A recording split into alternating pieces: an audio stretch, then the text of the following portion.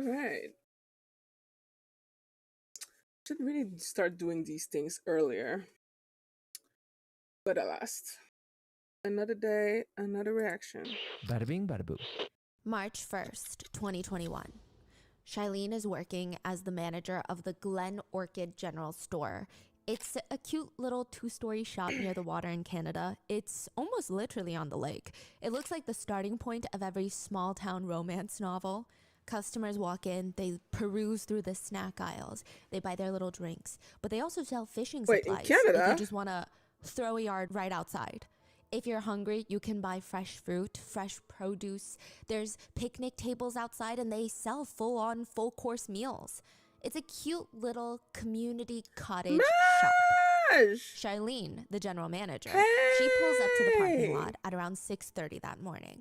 They open at 7. And when she pulls up, there's already a dark-colored Mercedes SUV parked, perhaps waiting for her to open. It seems like they need something right at 7. Wait, So I'm she actually so happy that you're live. Like, I just started streaming again because I was sick for a while. So, yeah.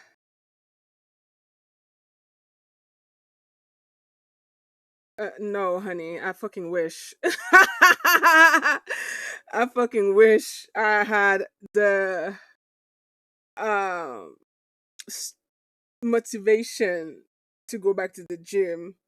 I don't. Okay? I don't.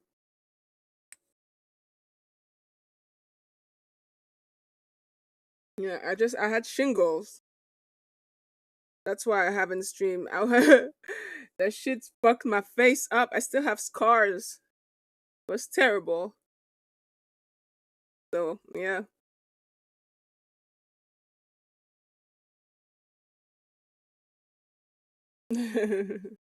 Thank you, thank you. And it's nice to see you too. Anyway, I'm just doing my daily makeup routine before the stream while watching one of my favorite YouTuber. So nothing too serious. rushes in. She's getting the store ready. 7 o'clock hits. I was distracted. I didn't hear a word she said. I heard Canada. Cottage shop. Shailene, the general manager, she pulls up to the parking lot at around 6:30 that morning. They open at 7. And when she pulls up, there's already a dark-colored Mercedes SUV parked, perhaps waiting for her to open. It seems like they need something right at 7. So she rushes in. She's getting the store ready. 7 o'clock hits. She whips open the doors, and nobody's walking in. That's strange. She gives him more time. She doesn't see that couple in the dark-colored SUV walk in until 8 a.m., another hour later. Maybe they were taking a nap. Who knows? A tall man with brown hair walks in. He's trying to buy some snacks and use the restroom. He's accompanied with what seems to be his girlfriend, an Asian woman with long black hair. The two of them buy a few things. They use the restroom for considerably quite a long time. And then the man turns to his Asian girlfriend and says, I can't do reaction at the moment. We gotta go. Okay, it's a little weird, but Shailene thought maybe they're meeting someone. My computer is full. Later that day, she goes to clean up the restroom, and she's taken out the wastebasket when she notices that there is another black plastic bag inside the trash can. And she's like, you know what? Let me just open it up. She peeks inside. 40 bullets are inside the bag. Why are there 40 bullets in here? There's clothes. We're in Canada. 40 bullets used or unused? Unused. But still, who just trashes bullets? That's crazy, yeah. Clothes, she pulls them out, tiny bits of blood on them. A phone charger with blood. And then she pulls out a key, car keys to an Audi Q5, a luxury vehicle. Who just throws away car keys to a car like that? And a blonde wig. So what the strange. Fuck? She thinks it's so strange. In fact, she immediately calls the police. Duh. She tells them everything. Okay, and ma'am, what did the couple look like? Oh, very good looking. What? The very good looking couple wouldn't be found for months. They're found months later in Eastern Europe. Their names are Oliver and Lucy, but only one of them comes back to Canada, Lucy. And when she lands back in Canadian soil months after this bizarre blonde wig and bullets in the general store trash can, She's taken into this tiny windowless room. It's this interrogation room, and a man sits in front of her and asks her, "How's your flight, Lucy?" She responds, "The food wasn't bad, but not the best flight experience. I'm not used to sitting in tight spaces." The officer chuckles. "Yeah, flying coach is a little bit." And I feel really bad for the officers that had to come and get me because they had to make stopovers. Layovers. Girl? Oh, before they met with you. Yeah. Before they met with you, Lucy, our service allowed them to take some annual leave time. So they got some time to see the city and the sights. They weren't that inconvenienced. She puts her hand up to her heart. Yeah, me and my mom was really concerned about that, and we offered Interpol to tell them that we'll fly. Interpol? But Interpol declined the Okay, offer. girl. Yeah, we can't accept things from things like that. We have to do things. We have to follow the rules. Wait, her mom wants to fly Interpol police in a private jet? Yes. From Eastern Europe to Canada. Lucy honestly just felt bad for the Canadian officials who had to practically babysit her on this international flight, flying economy. The officer responds, "Oh, thank you for the offer, Lucy, but we can't accept things like that from The detective looks like he wants to say, Criminal. like suspected murderers like you. This is the murder case of what some people have deemed the Asian Kardashian sisters and how one of them committed murder.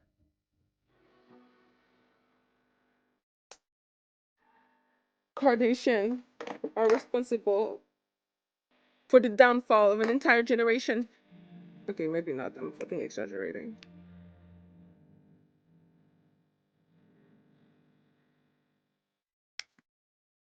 We would like to thank today's sponsors who have made it possible for Rotten Mango to support the SAFE Project, a national nonprofit dedicated to building collaboration to address the addiction epidemic, prevent overdoses, and the mental health challenges that may lead to them. Today's episode's partnerships have also made it possible to support Rotten Mango's growing team, and we would also like to thank you guys for your continued support as we work on our mission to be worthy advocates. Yeah, like, I mean, As she always, accomplished full show notes stuff, are available at but, rottenmangopodcast.com. you know. A few disclaimers for today's case. There are mentions of illegal substance use and dealing. There's also a brief mention of a loss of pregnancy. So with that being said, let's get started. There is a saying when it comes to going to trial for a crime. The best defense is an expensive defense. The second best defense is a free defense. And the worst defense is a cheap defense. Which has nothing to do with the attorney. There are a lot of passionate attorneys who will defend their clients regardless of how much financial compensation there is at the end. But technically speaking, resources could be the most important thing in a trial. For high-profile criminal cases that's gonna go to a full trial, a top criminal defense team could cost hundreds of thousands of dollars, if not in the millions of dollars range. O.J. Simpson's Dream Team defense, adjusted for inflation, would have been anywhere between $15 million now. The Enron executives, Ken Lay and Jeff Skilling, they paid nearly $70 million for their defense.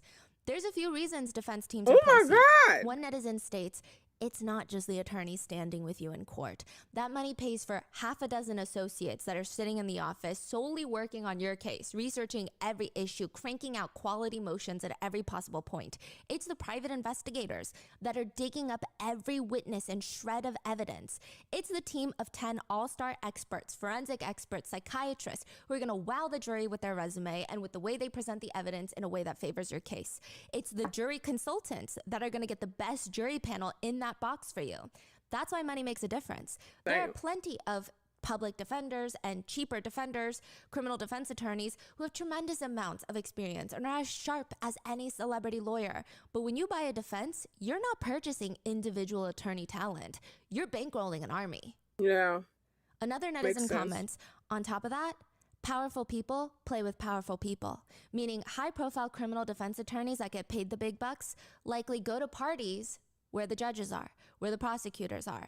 They probably have better connections and friendships, which can help negotiate plea deals or reduce charges. Which, if accurate, and there must be some truth to it, that there's so many instances of people buying innocence, it's severely depressing. Maybe a topic for another day. Today, though, we are talking about one of the most high-profile, established criminal defense attorneys in Canada, Liam O'Connor. He's well known in Toronto for getting defendants off for things like the attempted murder of a Toronto police officer, alleged hate crimes, crimes, conspiring to kill 2 people at the same time. I mean, you could say he knows what he's doing. He knows how to defend Was the person people. black? And in the case of Lucy Lee, who some people have dubbed the Asian Kardashian of Canada, he seems to be taking a slightly different approach, a unique approach. He's defending Lucy Lee, an Instagram model and daughter of a wealthy Chinese businesswoman, a well-connected, powerful businesswoman. And in his defense, he states to the jury, Lucy is a distinctively flawed individual. She is naive. She's superficial. She's juvenile. She is entitled. She is immature, sometimes irresponsible. She has terrible taste in men, which is not yet a crime, right? She is full of moral failings. She is perhaps the stupidest person in the room, or possibly on the planet. This is what she's paying, allegedly, maybe close to 7 figures for? Not because none of that is a crime. Yeah, none of that is a crime. And that seems to be the reasoning that he offers on why she tried to murder 2 people. Lucy Lee is the eldest of 3 triplets. The Lee family consists of the 3 triplets and the 2 other siblings. Wait, they're that's why also triplets? the Kardashian comes into play. It's a huge family. Holy and shit. Lucy is the eldest of all of them. But let's mainly focus on the triplets. It's Lucy, Caitlyn, and Jane. Lucy is the oldest by 5 minutes. They actually don't go by the name the Lee triplets. They go by the Mia triplets. I'm not sure why. That's what they call themselves. And I cannot exactly tell you how famous the triplets were. It seems like they were pretty well known in the Toronto area, but a lot of their social medias have been more or less wiped. They would post in bikinis or other slightly revealing outfits, the 3 of them. They're beautiful. I think a lot of people were intrigued by really pretty triplets who are also from a really, really well-off family. There are some re-uploaded lives that they've done where they answer people's questions. And honestly, Lucy, out of the entire 3, seems the most calm, or maybe even the most shy. Really? During these Instagram lives, she would be the quietest. And when she responds to questions, she's not joking around with her sister. She's not making fun. She's just kind of like, hee hee, yeah, oh yeah. Can you tell them apart or? Yes. Oh, okay. Yes, I can. Yeah, but they look pretty identical. Yeah, they look. Yeah. Now, They don't look Caitlyn, one identical, of the triplets, identical, was though. actually one of the 44 finalists in the Canadian branch of the Miss World 2020 pageant. So all the triplets, they did pretty well for themselves. Now, side note, the triplets' mom, Winnie Lee, she is a strong presence in Canada. She's powerful. When Lucy's parents first immigrated from China to Canada, they did not have much in their name. But be that as it may, they go on to create a whole Chinese-Canadian empire. Her mom goes by the name Winnie, and she runs this financial management business. She manages rich people's money, and in return, she makes rich people money. She is described as high profile and powerful. According to Lucy, the main bread and butter of the businesses, her mom would sell these 20-year life insurance policies that would allow Chinese clients from China to transfer funds into Canada without being taxed. I see. Wow. Which I would say, you know, is a little, I don't know if this is true. I don't know how sus it is. I don't know. It just sounds a little crazy when she says it like that. It sounds I barely would say legal. There are pictures of her with Justin Trudeau. There's videos of her shaking hands with Justin Trudeau, the Prime Minister of Canada. She's hanging out with China's General Counsel in Toronto.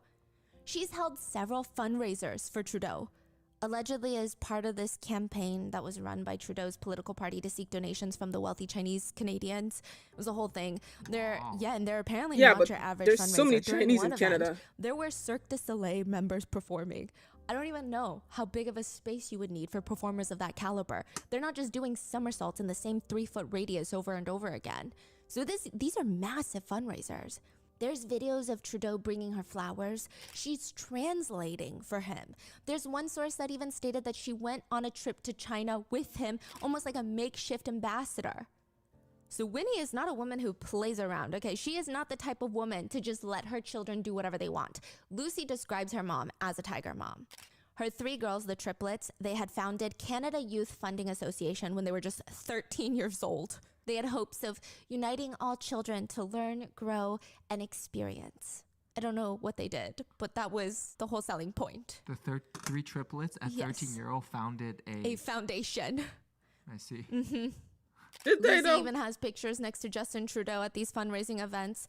I mean, her mom encouraged every single one of her kids to study business and even made a deal. She said, the first triplet to get licensed to sell life insurance for my company is going to be rewarded big time. It said every month she would host these little family dinners that feel more like company dinners, which is very reminiscent of LVMH, if you guys want me to talk about them one day. But if one of the family members makes a mistake, during that dinner, the whole family has the opportunity to comment on it, just publicly shame them. They can comment on whether or not it's mom's fault for not teaching them better, whether it's dad's fault for not foreseeing such an event, or if it's their fault for knowing not to do something and still doing it anyway.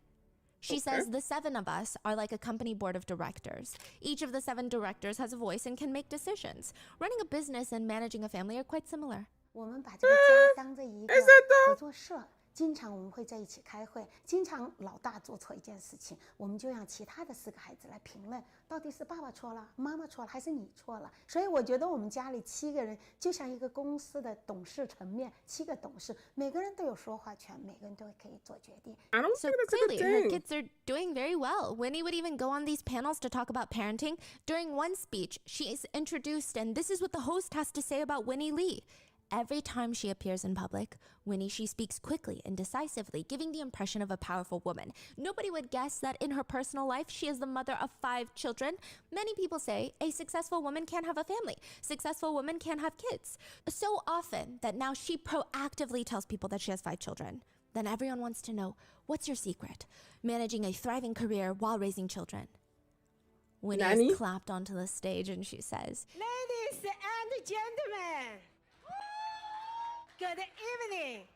"It is my 5 children that forced me to succeed." She says raising children is all about having them try to succeed on their own. She states that when the family was much younger, they would have these family trips planned, yearly family trips, and she would have each of the children plan out the entire trip, handle all the travel arrangements. Even if they That's saw a a lot. mistake in the works, the parents would see something bad was about to happen, they did not interfere.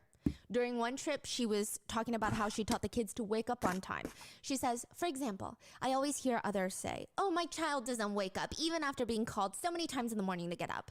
That does not happen in our family.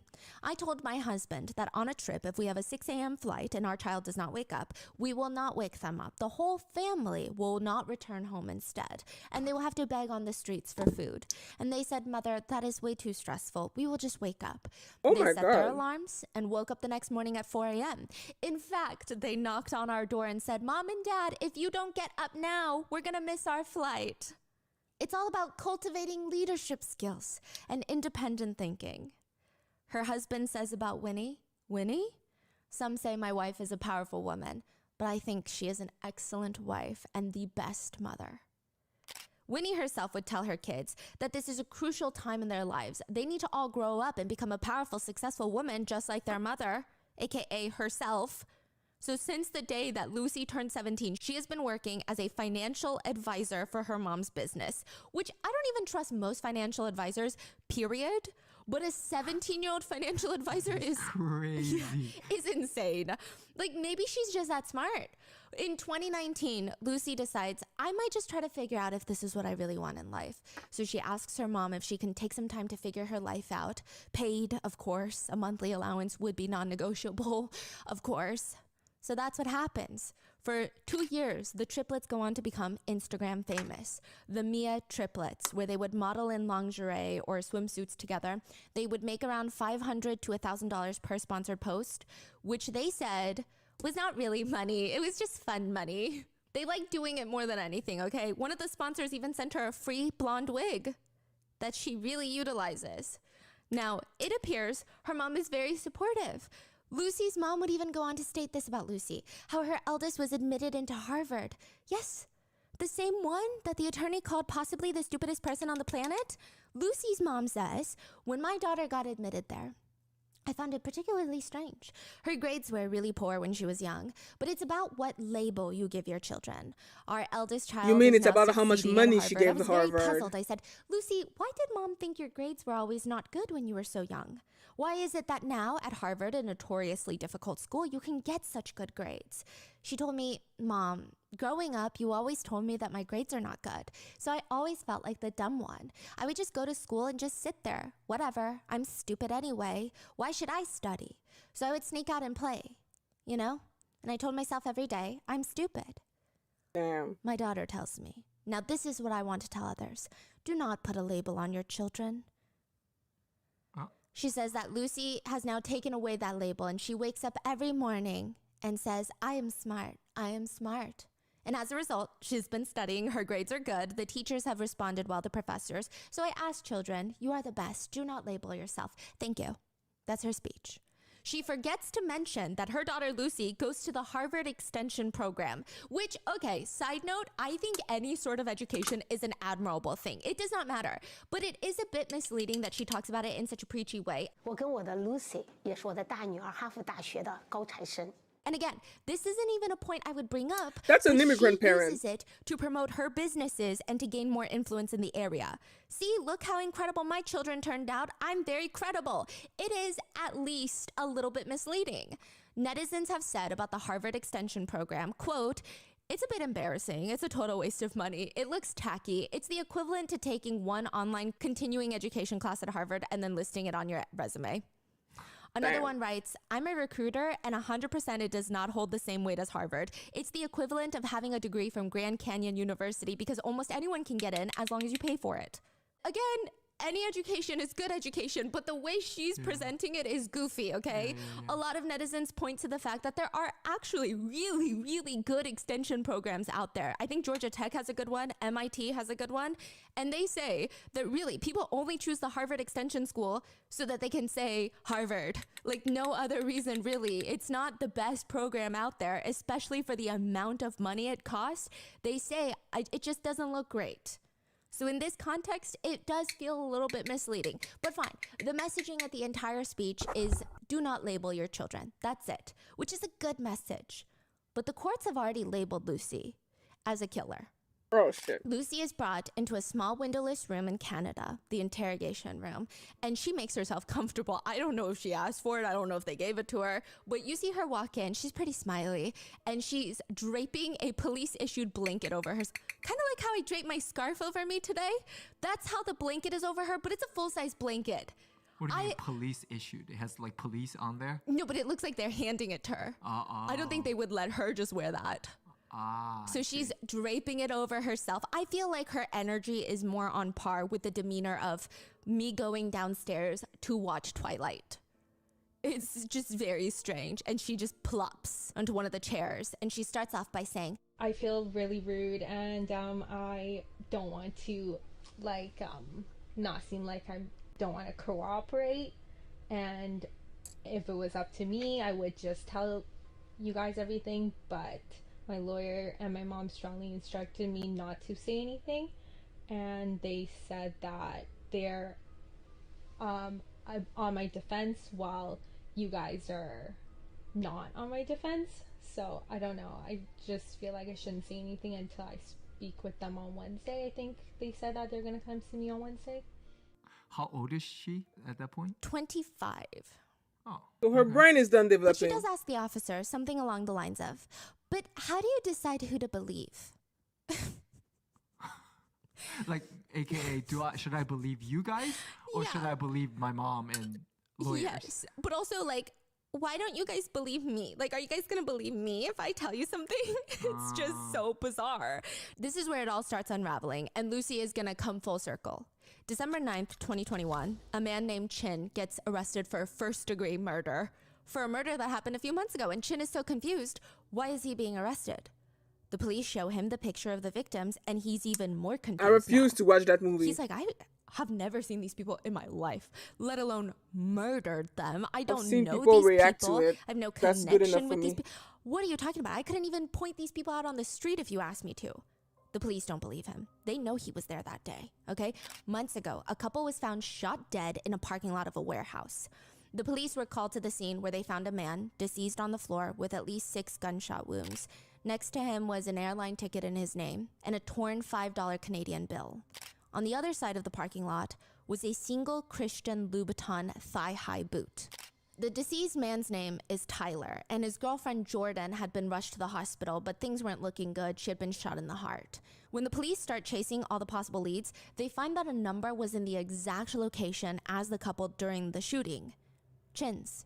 The cell records show that he was there. He was there the day that they were killed. And Chin is arguing with the police there was no way he was there that day. That's why I won't watch it. They whip out his cell records. He was in fact there. This is when Chin starts sharing this very wild story of how he has I have a friend named Oliver. Okay. Chin argues that he's known Oliver for what, like 10 years now? They worked at the same restaurant before they were friends. And when friends ask for weird favors, you do it. You don't ask questions. You just kind of do it. The odd favor that was asked of Chin is he needs to swap his SIM card with Oliver's wife, Lucy. Lucy said her family tracks each other's locations on her phone and they have this very important meeting and she didn't want her family to know about it. So she has to leave her phone at home, but without a phone, she can't really call in case of emergencies. So he needs to swap SIM cards with her. It's a huge ask. And the police are thinking, really now? I mean, this is very dumb, but Chin is passionately telling them, yes, it's weird, but he agreed to it because Lucy's family is rich and rich people do weird things. I mean, what's the worst that could have happened? Chin believed that Lucy would not do anything weird. Then he gets arrested for murder a few months later. He said later that night he met back up with them and swapped SIM cards again. Nothing seemed alarming.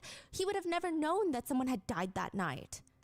When Oliver and Lucy are both finally arrested in Hungary, in Eastern Europe, Lucy responds, "Oh, the SIM cards and all of that. I have a perfectly reasonable answer to what I thought was going on." Suddenly, she's ready to talk. Lucy says she doesn't even know what they were doing at the warehouse that day. No clue why they were meeting these people. They're friends of Oliver's. Tyler and his pregnant girlfriend Jordan were there. They're not really her friends. So she wasn't that curious why they were at the back of this random warehouse. Lucy was with Oliver in their Audi Q5.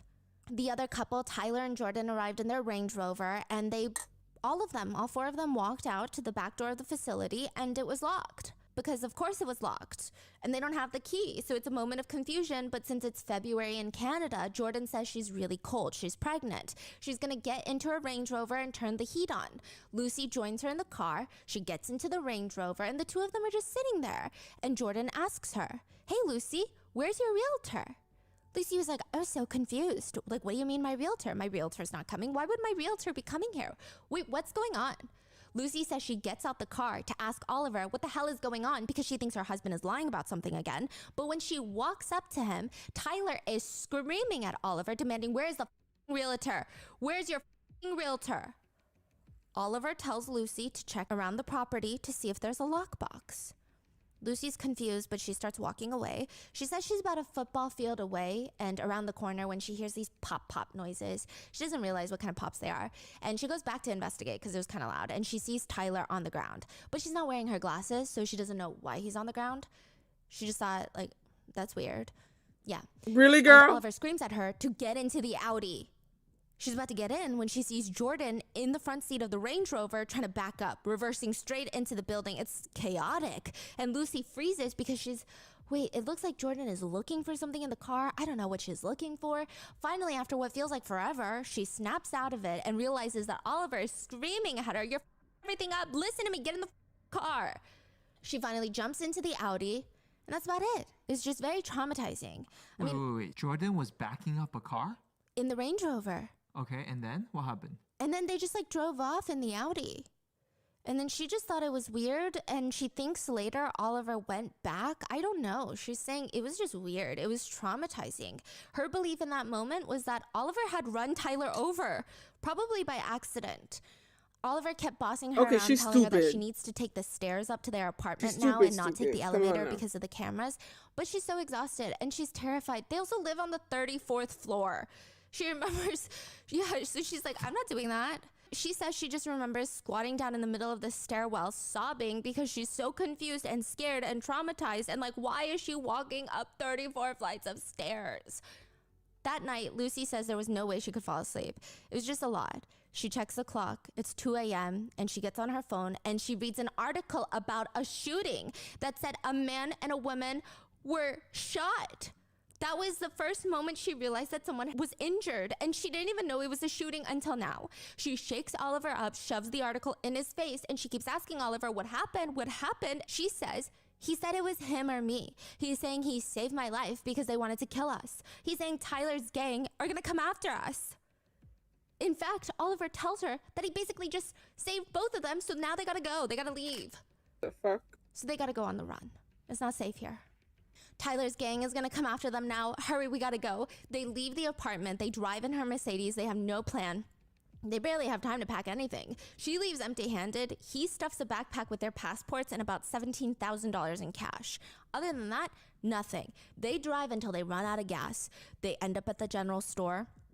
They toss everything in that restroom. They leave the Mercedes in the parking lot nearby, like a nearby little side parking lot. And then they take a taxi back to Toronto. From there, they take a train to Montreal, but they're running late, so the taxi driver is like, I'll just take you there to the airport. They pay $400 in cash. Then they board a flight directly to Europe. First, they land in Germany. Then they catch a connecting flight to the Czech Republic, where they meet up with a guy named Martin. This is what Lucy's saying. She's like, I don't know Martin. Lucy's never met this guy in her life. This is supposedly one of Oliver's European business partners, but that means nothing to her right now. She said she was just so scared out of her mind at this point. She even told her mom and sisters to leave at the house in the middle of the night. Just leave your things, go, go, go. She was terrified that Tyler's gang was going to come after her family and everybody that they love. She's telling her family to flee? Yes. Wow. Because the gang is very dangerous, she said. Now, side note, because some reports state that while she's basically a fugitive running from the law in Eastern Europe, her family members are sending her hundreds of thousands of dollars. So they must believe her story. Now, regardless, they spend a few nights in the country before traveling to Slovakia. Oliver's dad picks him up from the airport, and that night she remembers waking up in the middle of the night from frantic calls from her sisters saying, there's arrest warrants out for you and Oliver. Lucy and Oliver wake up Oliver's dad, who tells them, you need to leave. This is the first place they will be looking for you. You need to go. Lucy does just that. I mean, she's terrified. She said, I'm just in shock at this point. I never thought I'd be charged with a crime. Whose eyes, She Stephanie? keeps asking Oliver what the hell happened because it's just not adding up. But he refuses to respond. He just keeps saying self-defense. It was me or him. They get into Oliver's dad's work truck. Lucy's Chinese. They're in Slovakia. She sticks out like a sore thumb, so she's hiding in the back truck. I mean, they basically have to hide away in an apartment that belongs to Oliver's dad's friend. She said she called her mom right away, and her mom is hysterical, screaming, and Lucy is hysterically crying into the phone. Lucy's mom is demanding Lucy come home right away. They can talk to some lawyers about talking to the police and explain everything that happened. But of course, that's not a plan that Oliver liked. That's what Lucy says. He refused. He did not want to turn himself in. It's not even an option here. Lucy's mom, they're still in Canada. Yes. They did not flee the country. No. They're like, you need to come here and you can explain this to the police. The next morning, she wakes up to Oliver speaking to these two guys. Who are they? She's told that they're part of Europol police. European Interpol, basically. And they have cars with diplomatic plates. Were Paul and Milo. She said those were their names. Lucy couldn't understand a single thing they were saying, but Oliver was translating for her, and Oliver is telling her, you think Tyler being dead means we're safe? No, you don't even know how dangerous this guy is. My dad had to get the European police to get involved. That cost just over $250,000. And we might need to transfer more money. They're trying to save us. They're going to help us not get caught because they understand how corrupt the Canadian justice system is. So we're going to stay with Paul and Milo in his apartment. Now, on a few conditions. We don't get to have access to our phones. We will get fake passports, which is the only way we can travel now. And we will only be driven around in these military-looking vehicles with diplomatic tags, and they're going to drive us into a safe house in Hungary.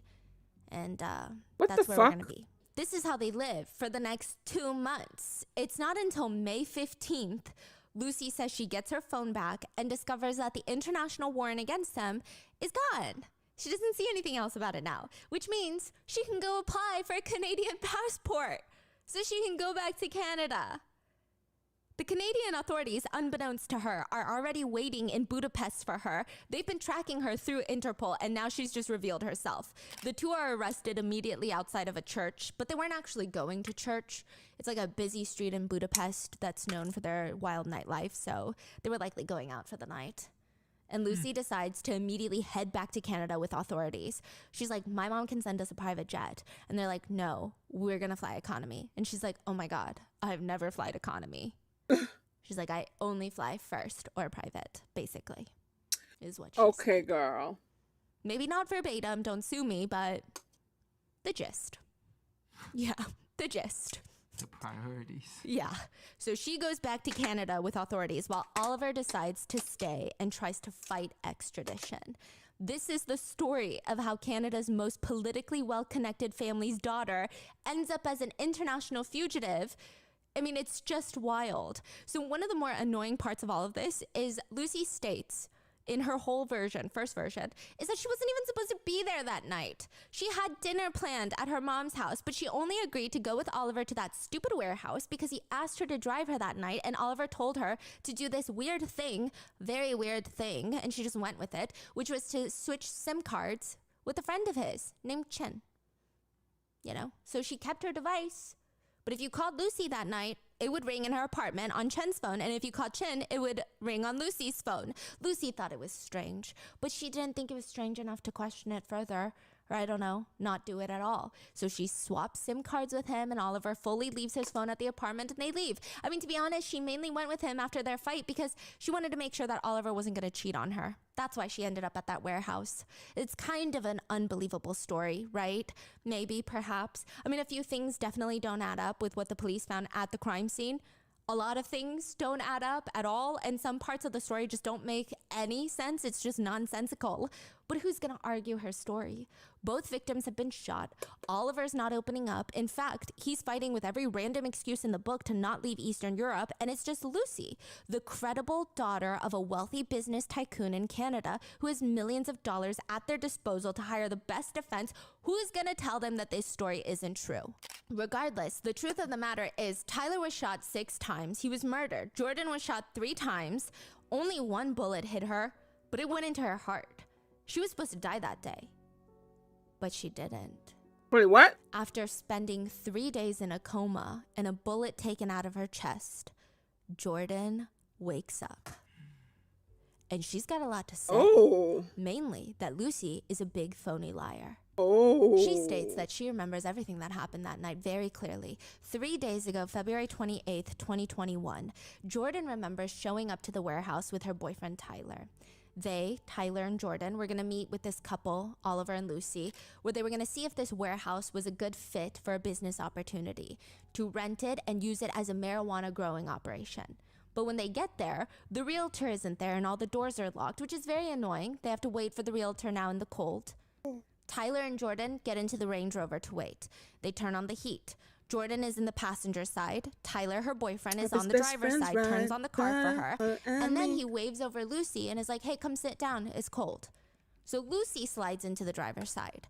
Jordan says Lucy won't even look at her. She's just on her phone. She's texting, but she's acting very nervous. It's like the lack of eye contact is a little bit strange. It's not even like she's distracted or just bored. It's like she can't even look at her. Jordan tries to make some light talk. How's your weekend? Good, fine. What did you do? Nothing, we drank on Thursday. Then Lucy just states, oh my God, you're dressed so pretty and I'm dressed like a bum. Which, you know, now that she says it, it is weird. Jordan is thinking Lucy told them that they have dinner reservations after this warehouse for 4 at this fancy restaurant. So yeah, now that she brings it up, she is severely underdressed for that. But Jordan is polite. She doesn't say anything. Jordan just says, but when she comes into the car, she just can't look at me, which I thought was strange. Eventually, she gets out of the car, and now my car turned off because the driver's side door had closed. So I guess the car thought it was off or that everybody had left. So she slides. She doesn't exit the car. She just slides over from the passenger seat to the driver's seat while being inside and turns the car back on. She said that's when she looks up at the side, and at the passenger side window where she had just been sitting, Oliver is standing there, glaring at her, pointing a gun at her. And she said, I couldn't move, I couldn't talk, my mouth was wide open, he's pointing a gun at me, he was shaking and his eyes were bulging, and then he says, get out of here, Joe. But I guess he doesn't give her the chance to do that because the last thing she remembers is gunshots going off. Jordan said she heard Tyler's last words, and Tyler had said, Oliver, what the bro? So Oliver had shot Tyler. Jordan's first instinct is to put the car in reverse to try and get out of there. But as she's flooring it, she hears multiple gunshots additionally go off. She had been shot. The car slams into the warehouse, reverses. There are clear holes in her memory from the trauma, but she does remember seeing Oliver dragging her out of the car and throwing her onto the cold floor. And they both drove off. They drove off in the Audi and the Range Rover that was Jordan and Tyler's car. And then she just remembers crawling on the road on her hands and knees, asking for anyone. Is there anyone to save her? She's still conscious. Yes, and she had been shot literally in the chest. Yeah, That's and she crazy. says it took an hour. And then finally she just heard a woman and her voice kept saying, "Hang in there, sweetie, hang in there." That woman was Annette Bright. The woman had been driving down the road with her boyfriend when she saw what looked like a mangled animal on the side of the road with blood. She just kept driving, but something in her told her, just U-turn. If it's an animal, fine. You can call animal control. If it's something else, it just would keep her up at night. So she U-turned, and what do you know? It's not an animal. It's a woman on the road crawling. She parks the car, lunges out. What happened? What's wrong? And she just keeps saying, "Help me, please. I've been shot." She could see Jordan is getting paler by the second. Annette's boyfriend is already calling 911. The woman on the floor keeps talking, but the only thing Annette could understand is, "Help me, help me." And then she faded out into a coma that doctors were feeling very pessimistic about, that she would never wake up again. The worst part of Jordan's story is that while she was crawling down the long driveway of the warehouse to get help, she could see her Range Rover driving back and forth on the main road with her attempted killers scanning, hunting. So it's presumed that they came back and she was gone. Jordan is gone. So they're like, how is she gone? We shot her. How is she not dead? So I think she had crawled into the bushes, and she just remembers seeing them driving around looking for her, practically hunting her.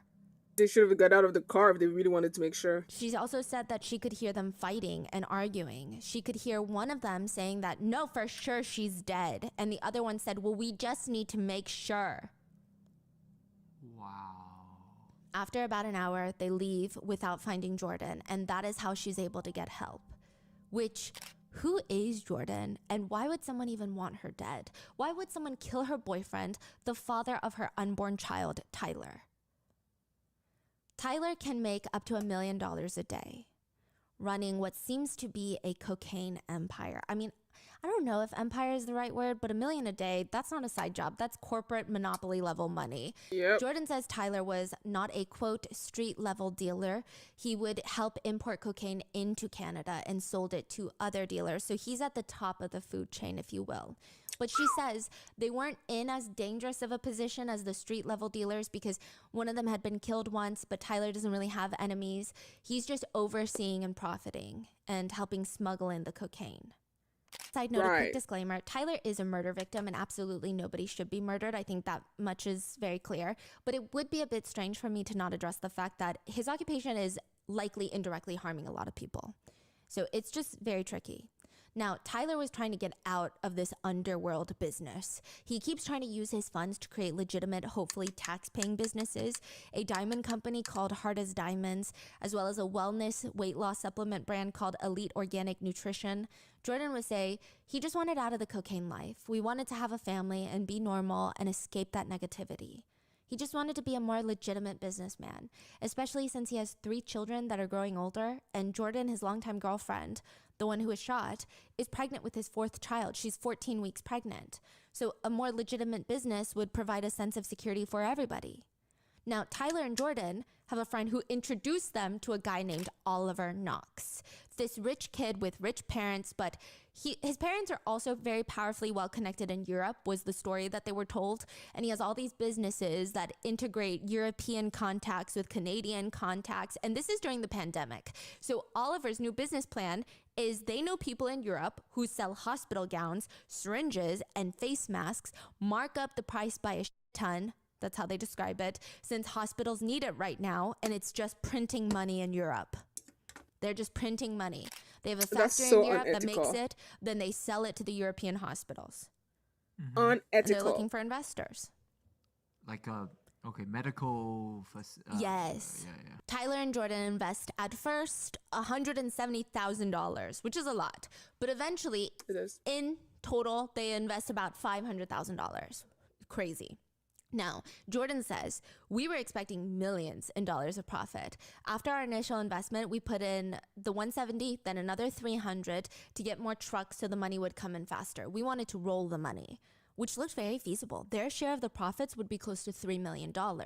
Now, this is the part that they're struggling with, is bringing that money in from Europe to Canada without raising a bunch of red flags. Because once you bring that kind of money in, first of all, it's difficult to transfer that amount. But secondly, once you bring that into Canada, it's going to be heavily taxed. And third, once they tax it, they might be like, how'd you get this money?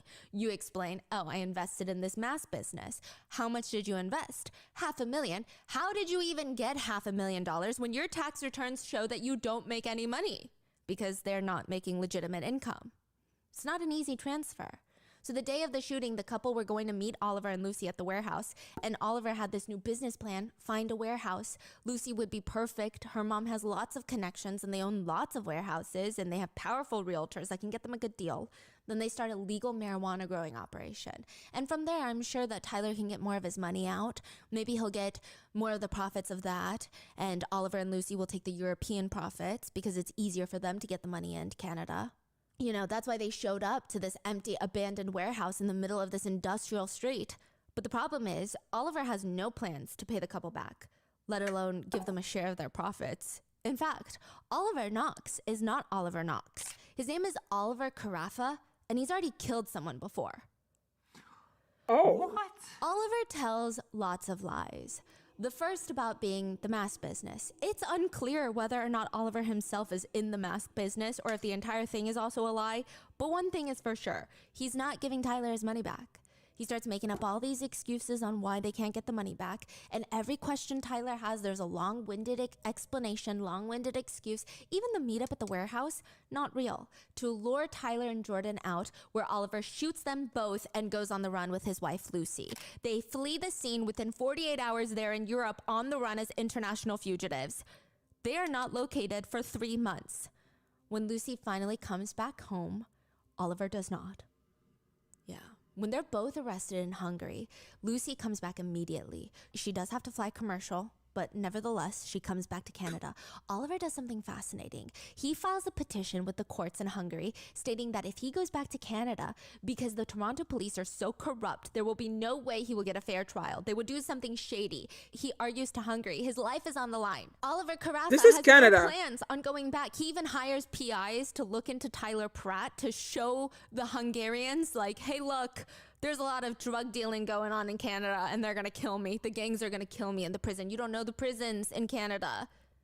Yeah, he says, because of his extensive criminal connections and his associates want to avenge his death, my life is in danger.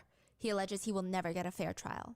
Hungarian authorities relay back. Criminal relationships are not bound by national borders, which means that the accused would not be safe in practically any country in the world. The court therefore establishes correctly and lawfully that the conditions of the extradition have been met and orders the arrest for surrender of the accused. Oh. AKA, he's gonna get extradited. But then he tries to stop that, and he's like, Slovakia, my home country, can you please try and help me? But that doesn't work either. 8 months later, he's sitting economy with Canadian officials.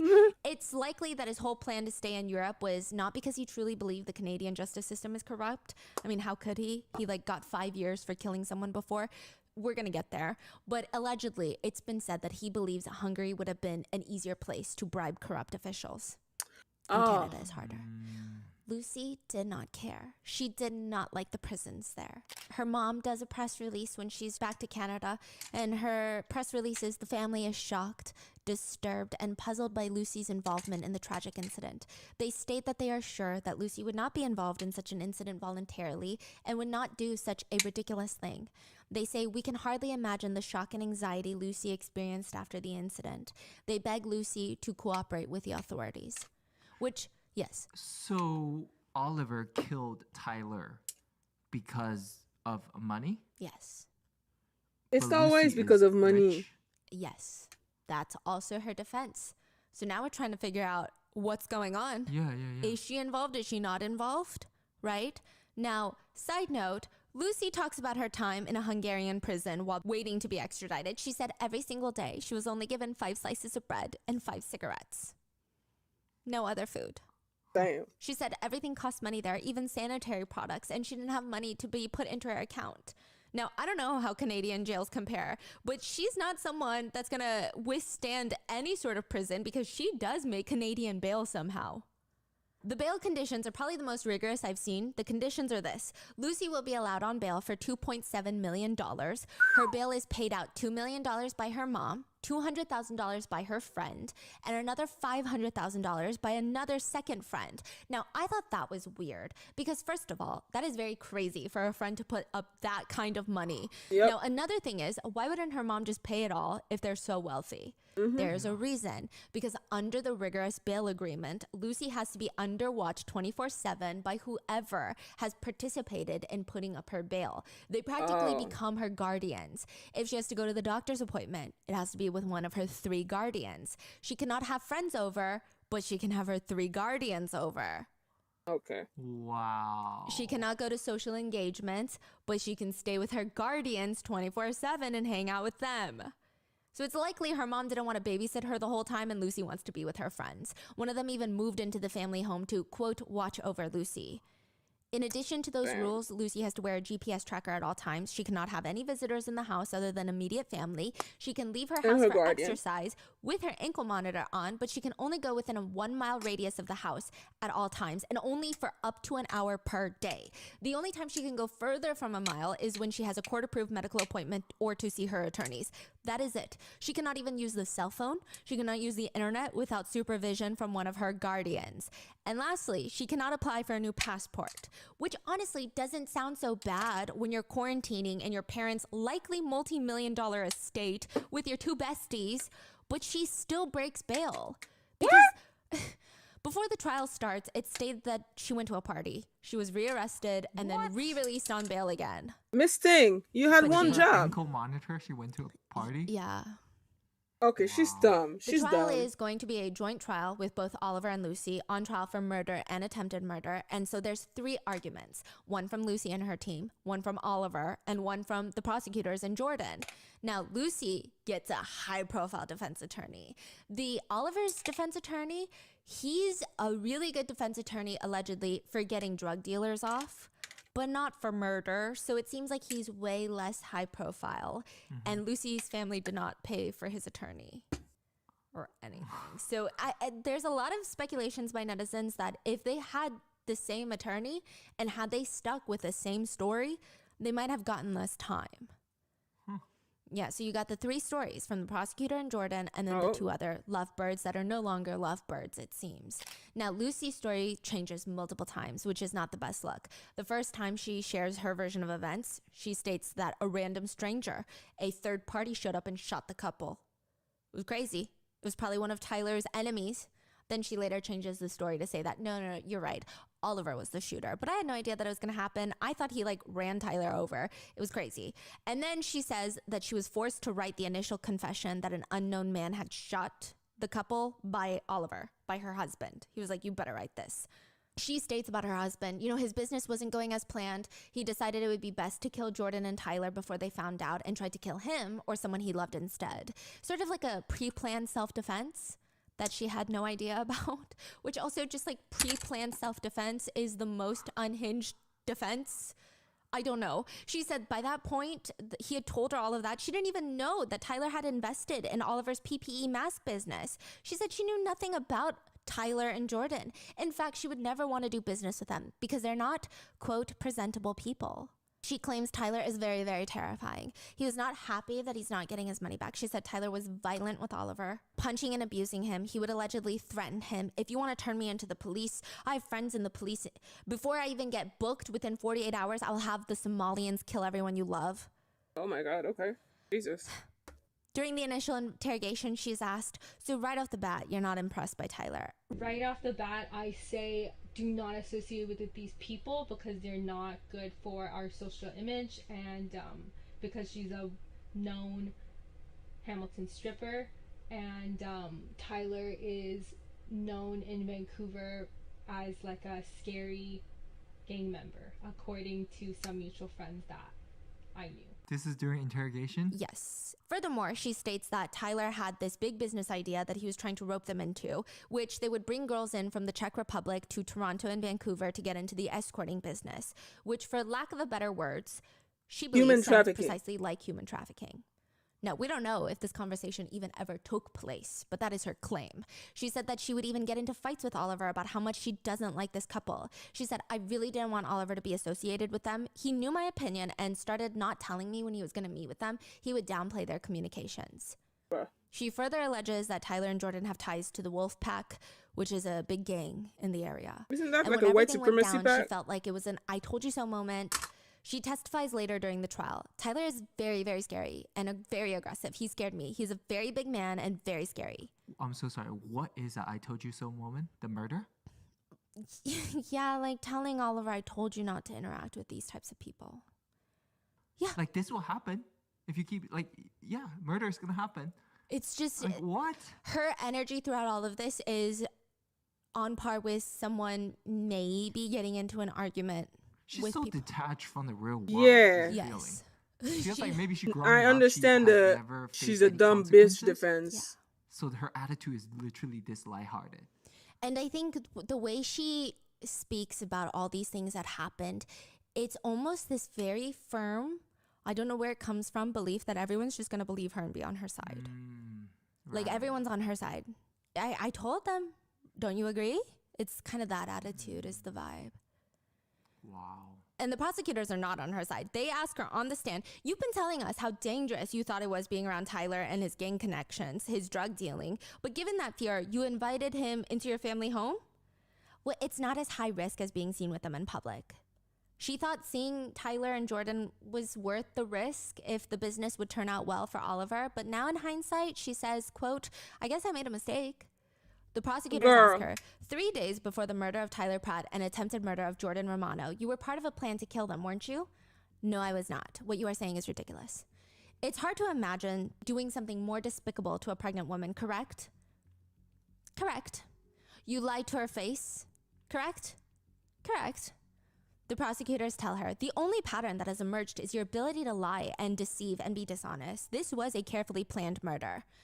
Not correct. She states, these people were dangerous. They were trying to kill us or something like that. I agree that there was a murder plan, but I don't agree that I was part of this plan. You don't have a moral compass. Incorrect. I think my moral compass is not right, but I'm not okay with breaking the law and committing crimes. And most importantly, I would never be okay with a plan to commit murder. Okay, Her girl. attorney argues the motive for the murder at the end was money, but her attorney argues Lucy did not need money. She comes from a rich family. This is Oliver's problem. This is not Lucy's issue. True. Which is just another way to say your client is broke and mine is not. But does it actually prove anything? She also states about the PPE business, the mask making factory in Europe will. during the interrogation. I have no idea about any of that because Oliver and my relationship, he deals with the finances and the business, and he doesn't really... I mean, he tells me the gist of things, but he never really tells me the figures, what he's doing. And it's always been like that since me and Oliver's been dating. We've been together almost 3 years, but we knew each other since high school. She also argues that she does not have the best relationship with Oliver. Honestly, it was toxic. She says, I was practically his chauffeur. How long they been married? At this point, about a year and some change. The way they got married... Okay, so 2020, the pandemic hits. 2 months after the whole world goes into lockdown. Eastern Europe is in lockdown. They're like, you know what? I don't like being at home. Let's go to Europe and have some fun. So they're trying to fly into Europe, and Europe is like, no, we are not accepting anyone who does not have a reason to be in Europe. However, Oliver can go because he's a dual citizen. He's Slovakian and Canadian citizenship, right? But Lucy is just Canadian citizenship. So they say, the only way that you'd be able to get into Europe right now is if you guys were married. Then because he can go, he can bring his wife, obviously. Oh. So in the airport, they apply for a marriage license. They get a Zoom call with an officiant, get married so they can board their flight to a fun European trip while everybody else is fighting for their lives and people are dying. That is wild. Lucy is also asked why she wore a blonde wig on the way to commit murder. I mean, this was very clearly an attempt to conceal her identity in the elevator to throw investigators off because she swapped her SIM card to make the SIM card look like she was at home. Then the elevator footage does not show Lucy going down to the parking lot. It shows a blonde woman going down to the parking lot. So she could argue, what do you mean? You don't see me leaving the apartment. My phone records are in the apartment. I was in the apartment the whole time. That's what the prosecution's arguing. And Lucy is like, that is ridiculous. The truth is, the wig was from a brand deal that she got on Instagram. So this company sent her a blonde wig and she would wear it while she had intimate relations with Oliver at times. But she got into this huge fight with Oliver the day of the shooting, because she felt like Oliver was always cheating on her. And when she had seen it out and about, not tucked away, not packed, when she saw it out and about, she just assumed that he was going to bring this wig to go cheat on her and have another woman wear the wig because he's got like a fetish for these wigs, is what she's claiming. So she's like whipping the wig around, asking him what the hell, but he argues with her like she's always crazy. You're always making up stuff. She loses it, completely loses her marbles, throws on the blonde wig. She's like, yeah, you like blondes? I don't know. Okay. But she like puts it on. So I'm assuming that's what she's claiming her energy is, and leaves. Kind of like, oh yeah? How's this? Yeah, those are funny movies. Herself? Yeah, Oliver takes the stairs down 35 flights, 34 flights. How did she explain his behavior walking 34 flights? She said, I don't know, he's weird. Everything is like, I don't know what he's doing. I don't know anything about him. He's weird. So when she's walking into the elevator, you saw the footage, Yes. right? Like, was she hiding? Can you see her face? Or You was cannot see her face. She's wearing the blonde wig. She has a hood pulled over her head. She's on her phone and it's just weird. like she's like hiding her Okay. face, right? Yes, and I imagine if I were ever in this bizarre, likely untrue situation where we got into a fight and I wore a blonde wig into the elevator, I would snatch it right off when I got in there because I'm angry. I'm like huffing and puffing, Yeah. but she's just like, her body is tight, her arms are close to her chest, Yeah. and she's just standing there in the corner looking down. That's Wow. suspicious. She said that she was expecting That's him to chase her into weird. the elevator, but he did not. That's the story that she's trying to sell. Yeah. I mean, later she changes the story and she's like, okay, fine. I put on the blonde wig because Oliver told me to do. And I just did what he told me to do. Yeah. And you're saying all of this is under the guidance of the famous attorney? Yes, so there is an allegation or rumors out there by netizens that sometimes rich clients are the worst because they never listen to you. They think they're smarter than you. She That should have makes sense. just not said anything, I see. likely. Yeah. I have a feeling she wasn't listening to her attorney's advice. Yeah, because she was asking, like, who should I trust? Yes. And then My even attorney told me not to talk to you, but I'm here telling you what they told me not to say. And she just, she would always like stop herself and then be asked a question and then she would kind of talk and then stop herself. Yeah. Wow. Even all the different houses they stayed in Europe, in Eastern Europe, she said she thought that these were all police who were helping hide them because, I mean, it's like she's on some sort of crime thriller series getting moved around from safe house to safe house in a global network of safe houses to shield her from, I don't know what. It's a The very consequences of her odd action. story that she's selling. And Lucy does try to make up for all of it by stating, yeah, maybe I'm just dumb. Yeah. Okay, Her girl. attorney continues, Lucy is one of the many victims in this case, betrayed by her husband, Oliver. Oliver is the type of guy that takes her to a murder, takes his wife to a murder he knew obviously he was going to commit. Lucy finally developed a bit of a backbone after spending years being Oliver's doormat. Oliver has had far too many victims in his life, including among the many victims is Lucy. I ask you not to let him take one more down. Oliver's attorney has a different strategy. While Lucy can blame everything on Oliver since he was the one that pulled the trigger, Oliver's defense has to be a bit more creative. They say, we do not dispute in any way that he pulled the trigger on the gun that shot Tyler Pratt and Jordan Romano. Okay. AKA, he did shoot them. He killed Tyler, but the defense attorney argues this is not first-degree murder. What Oliver did should be considered second-degree murder. He just wanted to, quote, tame a violent, angry, volatile, muscular, international drug dealer. He argued that Tyler had threatened threatened to break his legs if he didn't get his money back and more ASAP. And their whole defense relies on the fact that Tyler is this big, scary guy and Oliver was too dumb and too scared, so he killed him. They say the shooting is so poorly orchestrated, it doesn't meet the threshold for first-degree murder. The defense attorney basically states, riddle me this. If what seems at first glance to be a plan so badly thought out that it falls apart because so many obvious things were not considered, that indicates there was no plan to begin with. The attorney argues that one of Tyler's close acquaintances had recently been gunned down in Vancouver. They also state that Jordan and Tyler had gotten into an explosive fight 5 months into their relationship, where the attorney alleges that Jordan allegedly told others that Tyler had physically harmed her. So they're just trying to paint the victims in this horrible light the whole time. They say, and Jordan even said, Oliver told her, get out of here, Joe, moments before shooting her. So clearly he didn't want to shoot her. Just these attorneys are doing weird stuff. I mean, and why? Instead of killing them right away, why would they wait 30 minutes? Why would they spend 30 minutes with them at the warehouse before the shooting? His attorney states about his wife and her defense team. You know, throughout this trial, Lucy and her team have attempted to do everything they can to demonize Oliver in your eyes, to make you hate him. It has been relentless. To which Lucy's attorneys have stated, yeah, he does not need any help in that department. Oliver's attorneys asked Lucy why she didn't just tell this version of events when she had that interrogation with the authorities. And they say, here's why you didn't, Lucy. You wanted some time to make up a story. It's taken you 3 years to make up a story. Because the trial happened 3 years later. But if it is true, let's entertain the idea that Lucy's newest version of events is true. Oliver's defense wonders, why would she stay with Oliver in Europe throughout all of this then? The state argues there's no way you can look at this and see something other than a more planned murder. The plan isn't smart. No one said you have to be a smart killer, but you are a killer at the end of the day. This is an outright execution. They swapped SIM cards. They wore a wig. They took the stairs to make it seem like they never left their apartment. They actually purchased a new car. The Audi Q5 was purchased a week before, and they didn't change the license plates. So when they found the Audi Q5 later, the authorities, it got traced back to the original owner. And they were like, you are doing something suspicious. And she's like, oh, no, I just sold the car.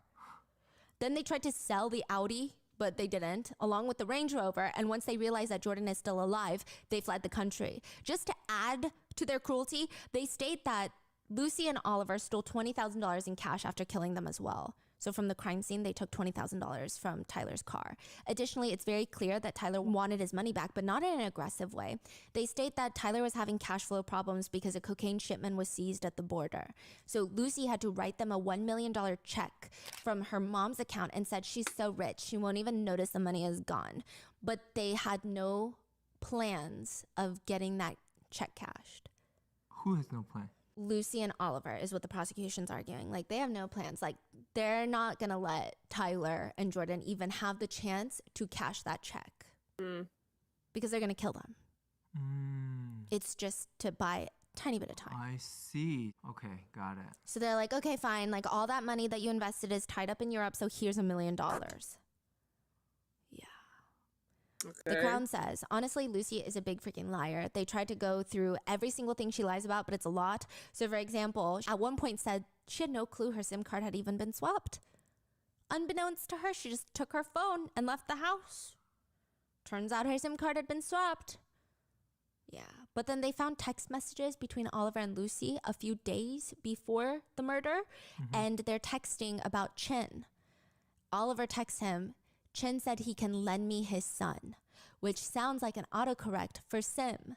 And that was 3 full days before the murder, to which Lucy argues it's an inside joke. Son is a nickname that they have for another friend who was supposed to drive him to the meeting that day. Which the prosecutors tell the jury is, quote, an elaborate story that's quite ridiculous. You don't have to be the world's greatest detective to figure this out. 2 days before the shooting, there are messages between Oliver and Lucy where Oliver says, I hope those R words have money. They find it chilling that the day of the murder, the two of them are seen in the apartment elevator together, acting like nothing's gonna happen. They're like playfully pinching each other's cheeks. One big evidence of premeditation is Oliver tries to sell the Audi and Jordan's Range Rover weeks before killing them. Like, imagine trying to sell a random acquaintance's car without their permission. Yeah, I think you're done. You're done. Like, what would be the reason for that? The prosecutors argue, what other possible reason could you have on planning to sell Jordan's luxury Range Rover that she had no intention of getting rid of unless you believe she wasn't going to be around to have a say? I mean, that also just shows True. they're genuinely Stupid. not smart. Like, No. they planned the killing and they are genuinely that dumb. Yeah, because their defense is like, no, they're so dumb. There's no way they planned it like this. But it's, no, I think they're so dumb that they did plan it like this. Yeah. It's just evil. Like, they're dumb and evil. Yeah. And that's a very scary combination. Lucy testifies during the trial that the prosecutors had stated she planned and deliberated what would have been a double murder. And she responds, I mean, that's ridiculous because I would never kill anybody. I would never be part of a plan to kill anybody. I would never be okay with a plan to kill anybody. If I had known, I would have put a stop to it. I married a man who shot not just a woman, but a pregnant woman as well as another guy. And I missed so many red flags and I continue to be in love with him. And I really feel like an idiot right now. She states throughout the trial that she was on the other side of the warehouse when it happened and she didn't know anyone had been shot. Yeah, except Jordan testifies. No, she wasn't. She was standing right there in front of the car when the shooting happened. I'm in the driver's seat. I couldn't talk. I couldn't move. And Oliver is staring at me. The prosecutors ask Lucy about this. And they say, what Jordan said is the truth. And you know it's the truth, don't you? No, I don't. Furthermore, a detail that prosecutors find interesting is a week prior to the crime, the couple purchased that Audi, right? Mm-hmm. And that was using Lucy's money. She purchases the Audi for Oliver. But get this, Oliver does not have a license. So why would she buy him a random Audi conveniently a week before the crime when he's not allowed to drive? He doesn't have a license. It doesn't make any sense. Side note, he can't drive because a while back when Oliver was 19 years old, he was drunk driving and this personal trainer of his named David Chang was in the passenger side. He was going double the speed limit, crashed the car, David Chang died. So he was sentenced to 5 years for reckless DUI. Oh, that wow. ended in manslaughter. That's like the case we just talked about. Yeah, and he got 15 years of not being able to drive and 5 years in prison, which is absolutely nothing. I mean, he clearly didn't learn from his mistake, that's for sure. So he can't drive. Why would she purchase an Audi for him? If they have no plans to murder anyone, what would be the reason of purchasing an Audi? She already has a Mercedes. It doesn't make sense. Lucy argues that Oliver told her it was for his flipping car business where he buys cars and ships them to sell in Europe. And she said that he promised to pay her back for it. The prosecutor says Lucy presents as someone with a carefully crafted script, willing to say or make up just about anything to distance herself from every aspect of this plan.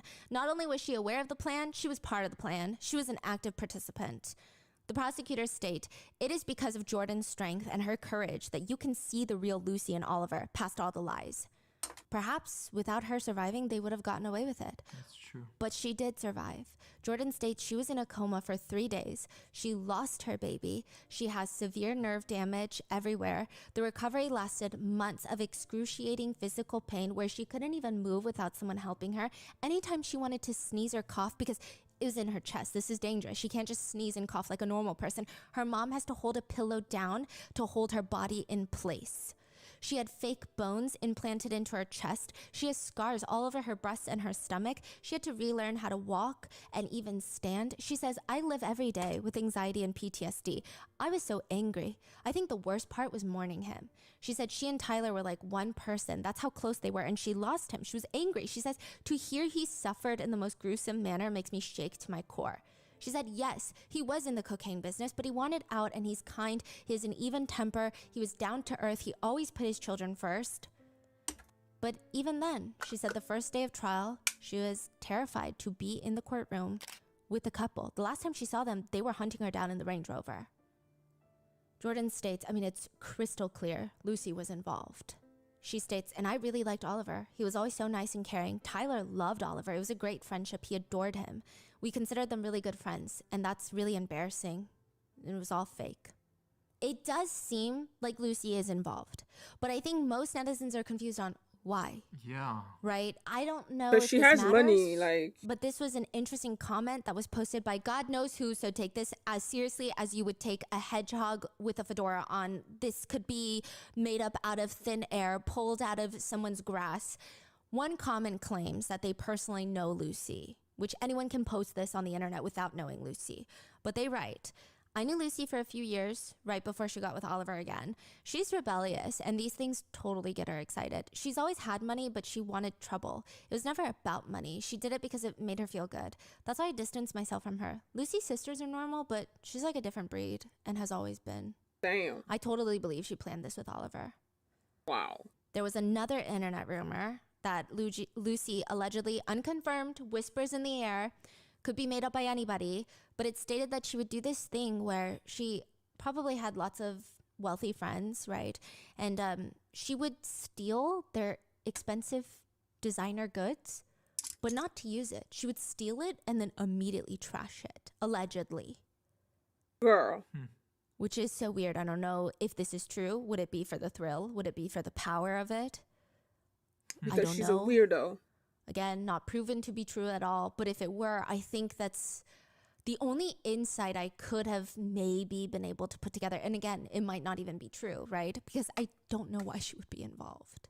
Now, side note, it does seem like Lucy's character is confusing. Her morality is all over the place. Her attorney just attacks Jordan the entire time.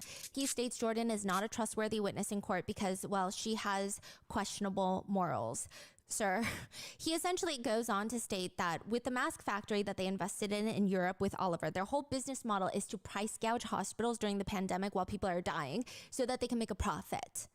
So he's like, do you really trust someone who just cares about money like that? The defense attorney also asks, does that make her a good person? Then he states to Jordan, you let a fairly big drug dealer fly under the radar. That makes you part of the problem. Don't you see that? Jordan would later state, we wanted to have a family and leave that negative stuff behind. Then they tried to discredit Jordan's version of events, stating that while she's truthful, she's unreliable because of the trauma that she faced. Which, yeah, but because of who did she have to face that trauma is the question here. What kind of question is that? Oliver's defense states, despite being there, Jordan cannot describe how Oliver shot Tyler, yet she clearly remembers Oliver telling her to get out of here, Joe. Lucy's attorney states, Jordan has a moral compass so far off it should concern the jury. They keep bringing up the fact that Jordan claims to be a good person, but she was living in luxury off of the cocaine money and how she used to be a dancer, which I don't know, sir, with all due respect. What about your client? What's going on there? I don't think we can have a morality competition with anyone here. True. The state argues Jordan has been an open book and a consistent witness. She may have helped Tyler live off-grid and benefited from his work, but no matter what you think of her lifestyle, it does not diminish her credibility. Jordan states throughout this trial, the legal teams have made Tyler out to be a scary monster, but you guys are the monsters. Side note, it said that during the whole trial, Lucy would look over her shoulder and smirk at Jordan the whole time. Yeah. Dang. I don't know if that's true, but it's out there. Do you know if the mom and the family was there, present? Yes, but they never went up onto the stand. The mom showed up in a fur coat and designer bags. I mean, duh. Wow. Yeah. Rich people be She rich does peopling. look kind of scary. I don't know. If Insang, Korean first impression, she looks intense. Yeah.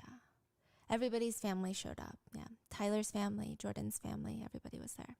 The jury takes less than an hour to deliberate. They were found guilty. Wow, less People than an actually hour. started cheering in the courtroom when the verdict was read. I think nobody likes entitled, spoiled people slut-shaming and shaming others when they're literally on trial for murder. I mean, the whole thing is frustrating. In Canada, a murder verdict is automatic life in prison with 25 years served before parole eligibility. And Canada's actually pretty good about releasing people on parole. Mm-hmm. So it doesn't seem like they're Because we gonna be there believe for in life. fucking The rehabilitation. judge looked at the two defendants and said, it was an outright execution. It is difficult to imagine a more calculated and planned murder than what was conducted. Do we know Lucy's reaction in that moment, or? She just looked kind of stoic-faced and a little upset. The best part was when Lucy was being dragged back in by the authorities because she's going to prison, Jordan said, bye, Lucy. Damn. And Jordan says because of how intense her trauma is, she is terrified of cars and loud noises. She said she was driving one time and she felt this insane PTSD anxiety where she felt like Oliver and Lucy were driving, chasing her, and she got into a car accident. For the first year of recovery, the only way she could fall asleep was to drink alcohol. And she looked at the couple when she gave her victim impact statement, and she said, "The honest to God truth is, I'm not angry at both of you, nor do I want to avenge you," which would be a normal thought for a woman who has had a child and boyfriend taken from her, as well as a lifetime of PTSD and anxiety. You have both inflicted on me. What I actually feel is sorry for you. I feel sorry that you threw away your lives for a lousy $470,000. It's pathetic. I remember exactly what you did to me, how you preyed on me and Tyler for weeks. My scars are a daily reminder that I survived what was meant to destroy me. My hope is that your lives will be nothing but a cold jail cell with the same jail food, and the worst part of all will be you alone with your own ugly thoughts. You will have to face your own evil self every day. But my life doesn't end here. It's just getting started. Okay. During the trial, forensic pathologists stated that Tyler did not quickly pass. They say his wounds would have taken anywhere between 2 minutes to 2 hours. Damn. The judge stated he was left wounded and was alive possibly for up to a few hours after being shot, with no aid, no assistance being called on by the two offenders. Tyler's mom has stated, "We've gone through a devastating time. We've lost a grandbaby through it, as well as our son.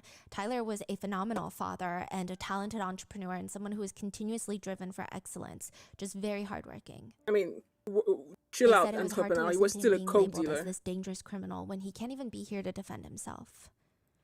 For the past 3 years, Tyler's dad has been trying to get justice, and he's been wearing his son's shoes every day for 3 years. And now that the verdict has been reached, he says that he will put the shoes back in the box because it was the closure he needed. And Lucy and Oliver are now appealing their convictions. And Jordan is suing Lucy in civil court, as well as Oliver. So that is where the case is right now. What are your thoughts? I mean, why do you think Lucy was even part of this? It doesn't make sense. I feel like she's really dumb. I just don't understand the psyche behind it. Like, It she's doesn't even really seem like dumb. her mom was going to cut her off.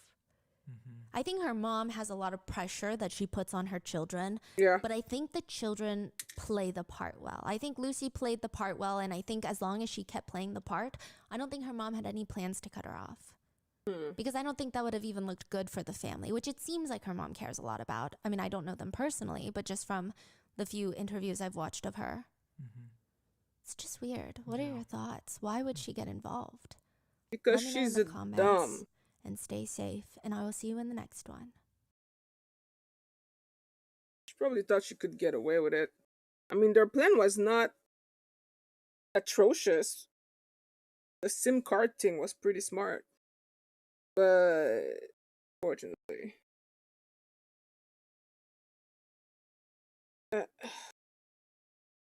Is what it is. Play stupid game. Win stupid prize. And take accountability for that shit. So, I mean, the whole price gouging for a hospital in Hill Hub really irks me. Like, I'm sorry, but like, that's absolutely fucking foul. People were fucking dying. Like, can you not be a piece of shit? So yes, that does impact their character for them to not give a fuck about that. That doesn't mean that they deserve to be killed. Not at all. But it does say a lot about them and morality. Because if you have good moral, you don't do that shit. Other than that, I guess justice has been served.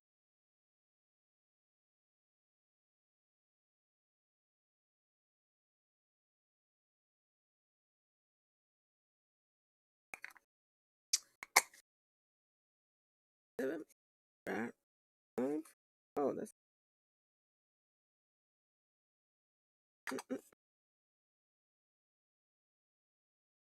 Uh, I mean, I'm pretty much almost done with my makeup.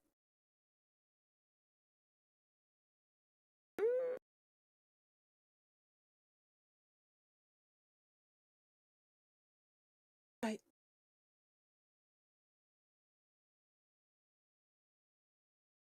She doesn't have short videos.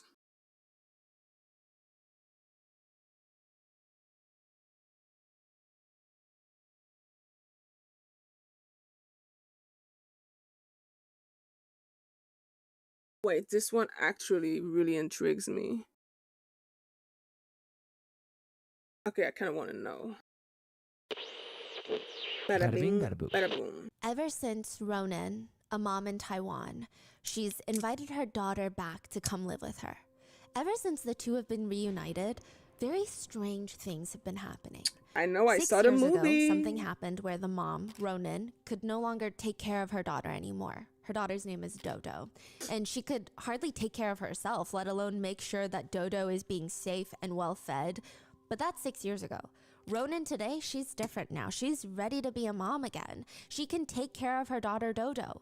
After 6 years of being apart, obviously the initial meeting is definitely a little awkward, but there is this connection there because that's her kid. So for a little while, it seems like the two of them, they're gonna go home. They're gonna slip into a very natural, familiar family life where they just enjoy doing all these mundane things that they missed out on together. But then, all these strange little things start happening, and they're not little. On the very first night that daughter Dodo returns home, they hear this huge bang in the other room, and there's this sound of shattering glass. Ronan runs into the next room to investigate because it sounds like a home intruder or something. But when she gets in there, all she finds, the floor covered with shattered glass, and there's a tiny little cockroach. It seems like the cockroach crashed in through the window, breaking the glass. Is that even physically possible? It's so strange. Later that night, Ronan notices what looks like a burst eye vessel inside of her daughter's eye, but it's very eerily shaped, like the shape of a cockroach. How old is the daughter? 6. Oh. And I think if that were all, maybe Ronan would try to look past it and start fresh because, there could be explanations for all of these things. Maybe the glass was already shattered. Maybe the cockroach is just a coincidence. Or maybe There there's could a be demon in the 1,001 house. explanations. But things start becoming unavoidable. It's not even just the small things anymore. Like, how do you explain when Dodo wakes up one day and her entire mouth is filled with teeth? She has double the amount of teeth. They're practically growing on her tongue. They're everywhere. Or the fact that Dodo, her daughter, is able to magically shut doors. She could be on the other side of the room and the door swings shut. The window's not even open. It's not a breeze. How is she doing that? And who does she keep talking to? She keeps talking to someone that doesn't exist. Like she's playing with invisible friends that aren't actually there. Yes, it's her daughter, but it's not normal. And she's confident that the real problem here is that Ronan is cursed. She's haunted, and this curse is being transferred to her daughter. 6 years ago, Ronan, for the sake of a YouTube video, entered this forbidden tunnel, a sacred space, and ever since then, her life has been cursed, and now her daughter is gonna die unless she can find a way to help her. And this sounds very much like the plot of a movie, does it not? Yeah, And that's because it is. exactly. That is the plot of the Taiwanese horror film Incantation. I saw The reviews for that it. movie read, it's terrifying, exceptionally dark. If you can't watch anything terrible happening to young children, don't watch this. It's a type of movie to break your brain. I I mean, watched it's it, gonna and the movie traumatize stayed you a with me little for bit. years. I still think about it to this day. Not in a good way. But the truth is, the movie Incantation is actually based on a true story. Oh my of god, a I've never family seen in this. Taiwan and what happened to them when they get cursed by a demon. How they are tortured for 2 months straight until one of them ends up dead. I didn't know this movie was based on a fucking true. Oh my god. That's crazy.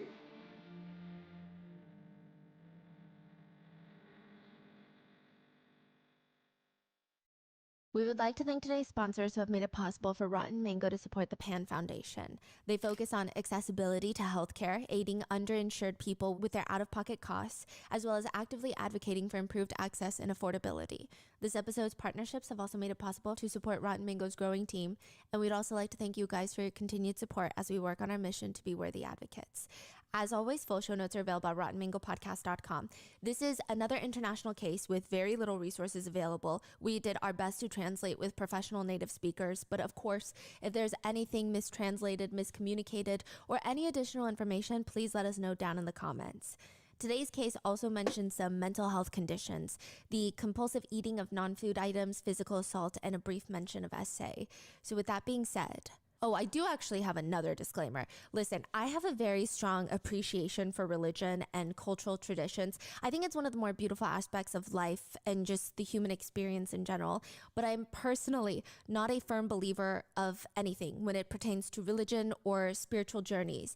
So anything said in this episode is not to push some sort of narrative or belief onto anybody. I truly have no skin in the game. I just am very intrigued by a lot of different cultures and religions. There is information included that I find to be enlightening and pertinent to the case itself, and also just fascinating that I wanted to share with you, but I am not trying to get anyone to believe one thing or another or anything at all. Also, another side note, many of the gods mentioned in today's episodes, the deities, they have very complicated backgrounds on how they came to be. And obviously there's different interpretations and beliefs for each one. But I do want to mention that it does seem that at least a few of them are based off of Hindu gods. So this is, again, not me trying to erase that link or not give credit where credit is due. But I think to deep dive into the origins of each god would take a lot of care and expertise, and I'm mainly trying to include the parts that would be relevant to the actual case. So if you guys actually know more about each deity, please let me know in the comments. I would love to learn more from you guys because the internet is a tricky place where everybody disagrees a lot. So with that being said, Fair enough. let's get into it. April 11th, 2005. It's a very normal Monday afternoon, and Mr. A, well, let's call him Mr. A, is at home watching TV, and he hears this knock at his door. Mr. A is one of the few neighbors that are still around. All the other neighbors had, interestingly, packed a little bag and moved out into hotels, leaving most of their stuff behind, still paying rent. It's very odd. Mr. A gets up and he walks to the door, looks through the tiny little peephole, and he sees his neighbor, a middle-aged man, Mr. Wu, just standing there looking very anxious. Mr. Wu, what's wrong? How can I help you? Mr. Wu leans in closer to the door. Call an ambulance. What? Mr. A fumbles with his locks, and by the time he opens the door, Mr. Wu is gone. He looks to the right, he looks to the left. No Mr. Wu. He didn't even know middle-aged men could move that fast. That's wild. So he grabs his phone, puts on his jacket and his shoes, and he starts making his way over to Mr. Wu's house, which is at the top of a neighboring building. It's a 3-story building, and Mr. Wu is at the top. That's his residence, 3rd floor. So he's running up the stairs. He approaches the door. He doesn't see Mr. Wu anywhere. He's nowhere to be seen. He presses on the handle of Mr. Wu's front door. The door creaks open, and a fly comes flying out at him. So strange. He walks inside, and once he sees why an ambulance needs to be called, Mr. A runs back out of the house. He's dry heaving on the pavement and immediately calls the police. When the police arrive at the scene, they want to know what the problem is with the Wu family. I mean, arguably, they seem very incredibly normal, if not very mundane. The Wu parents have 4 children. The eldest daughter works in Taipei. The second daughter is a nurse. The third daughter goes to college. The son, the baby of the family, works at a local printing house. They're all adults. The kids are in their 20s at this point. It's a very normal family. Until the police talk to the neighbors. They are not normal. What do you mean by that? Neighbors have been reporting hearing very strange noises coming from inside the house all night long. This loud, sometimes it's like a banging noise. Sometimes you don't know what the source of the sound is. Sometimes you do know. And then sometimes it's just the most obnoxious gong going off all night long. Which is definitely frustrating for neighbors to deal with, the constant ruckus from the upstairs residents. But the neighbors aren't even annoyed. They're not even pissed off. In fact, they're just scared. Something about the noises is different, okay? Sometimes the family of 6 would sit there just splashing water on each other in silence, splashing cold water all over each other, shivering, but they say they're hot. It's weird. Sometimes the neighbors would wake up in the middle of the night to hearing someone screaming, other times to chanting. They look up at the house and, yeah, the police are like, that's not a normal place. They look at the signs posted on the windows into the house. There's a red 8 trigram symbol posted onto the window. The 8 trigrams are ancient symbols used in Taoist philosophy that represent the 8 principles of feng shui. Feng shui being harmony of individuals and their environment. At its core, feng shui is about creating balance and flow in your living area, right? So the 8 principles of having good feng shui balance, oversimplified, are heaven, earth, thunder, water, mountain, wind, fire, lake, which symbolizes joy and pleasure. So they all mean something. And when you put that symbol of the 8 trigrams on the window, it typically means that whoever lives in this home is seeking protection. They likely want to ward off negative energy and spirits, which is not too crazy of a thing to want. I feel like we all want that. They see that red 8 trigrams taped to the window, which itself is very normal, standard even, but it's everything else that makes the house feel so strange. On the balcony of the house, there are these black clothes that are sticking out of the windows like flags. It does not appear that the clothes are being hanging to dry. They're hanging on sticks, just floating in the air like flags, or like ghosts wearing black clothes and hanging out of the window, whichever one you want to envision. When you step foot into the house, you hear this crunching noise, and you look down, and the entire floor is covered like a beach. But instead of sand, it's covered with salt and rice grains. The whole floor. Okay. They can hear flies buzzing around the house. They walk further in, and on the dining table, they find a whole table setting laid out. Plates, bowls. The bowls are filled with fulu, a talismanic paper soaked in water. And the plates are smeared with the main dish, the main course. Which is? Feces. Poop. The flies are just circulating over the table, but that's not the only source of the smell. Feces has been thrown at the walls, covering the walls, sliding off the walls. Not a single window was left open to let in some fresh air. Not only that, but the windows are covered in these yellowish papers taped to the windows, resulting in this severe lack of sunlight coming in, which means feces are hanging off the walls. The air is thick from the smell, not a single hint of a breeze, just still air sitting, marinating in the poop stench. And no sunlight to try and balance things out. It's dark, dingy, grimy, and the smell of feces is overwhelming. In one of the bedrooms, there's a 28-year-old woman lying motionless on the floor. She dead? Her limbs are stiff and she does not appear to be breathing. She has no pulse. Oh. They rush her to the hospital, but it is no luck. She has been dead for 2 days before the police found her body. Oh. The hospital starts an autopsy on the woman, and her whole body looks incredibly pale. There's these massive wounds all over her body, giant bruises, fist-sized, up and down her body. But more puzzling than that are these tiny circular uniform burn marks, similar to cigarette butt burns, but not really. It's much smaller. It's about the size of like an ink dot. So if you were to take the tip of a Sharpie and just hold it onto your skin, it's kind of that size. What could even cause burns that size that are that consistent and uniform all over her body? Believe it or not, there's another medical mystery that the doctors cannot even wrap their minds around. Shoved into the woman's nostrils, mouth, in her esophagus, and smeared all over her skin is a mixture of urine and feces. Furthermore, her entire stomach, the only thing in there is no food. Nothing but just semi-digested feces. The sheer volume of feces would indicate it was most likely human feces. So why? How? I mean, who did this to her? The police are able to confirm that the deceased woman is the eldest daughter of the Wu family, the residence that she was found in, which means the people most likely to have answers to what happened to her are her family members. But there is no trace of the rest of the Wu family. After Mr. Wu knocked on his neighbor's door, he vanished, along with his wife and his 2 daughters and his 1 son. All 5 of them are gone. They hadn't taken any belongings, nothing. They just disappeared into thin air from this house. And there are just some places that you just do not go. In the movie Incantation, the place that you're not supposed to go is inside this tunnel in this remote village temple. But because the main character, Ronan, the mom, and her boyfriend at the time, they run a YouTube channel where they go ghost hunting, they weighed out the options and they thought, go into the tunnel to get great views or not go into the tunnel. They went in the They tunnel. go into the tunnel. Mm-hmm. Ronan's boyfriend and his cousin decide, we're just gonna get the good footage, despite being warned by the locals multiple times never to step foot in here. We're just gonna go and get the footage, and that's how they get cursed, and Ronan's boyfriend and cousin ultimately die. Yep. Ronan ends up giving birth to a daughter that she didn't even know she was pregnant with at the time. She has to give up custody to her daughter for 6 years because of how mentally messed up she is from everything that has happened inside that tunnel. Because, again, there are just some places that you just should not go. In the real life case of incantation, the Wu family, they travel to the Five-Finger Mountain.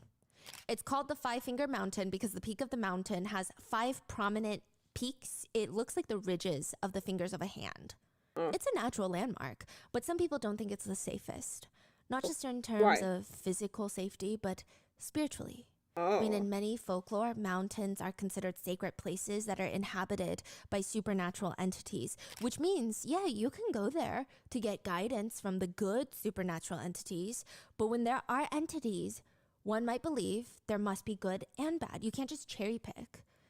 According to many folklore, those who died unjustly or have unfinished business, they typically dwell in the mountains, waiting for their chance to get revenge. They may want to trap the living just due to how angry they are.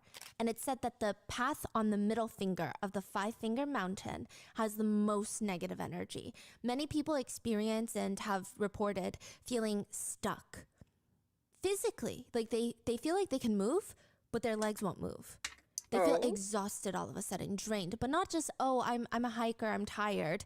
It's weird. It's unexplainable. They hear voices. They have all these unexplainable supernatural encounters on the third finger. But like I said, when there is good, there's also bad. So it works in the opposite way.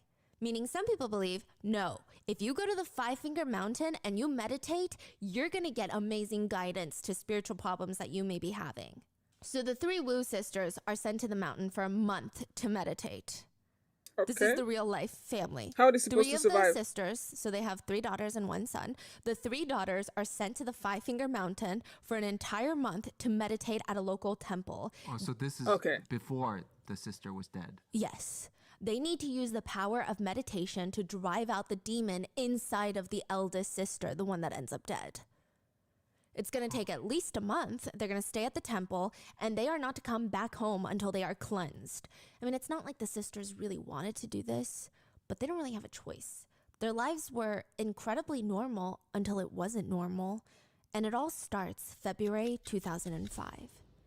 It starts with the Wu family's eldest daughter. So she's the oldest, she's the one that passes away, and she's the only child that no longer fully lives with the entire family. So the youngest daughter, she's in college, she lives in the dorms, but she comes home every single break. The eldest daughter, she's actually moved out completely to Taipei. She's managing this convenience store with her boyfriend. So let's just call them Sister A, B, C, and Son. Okay. She gets a call from her mom. What's going on? Hello?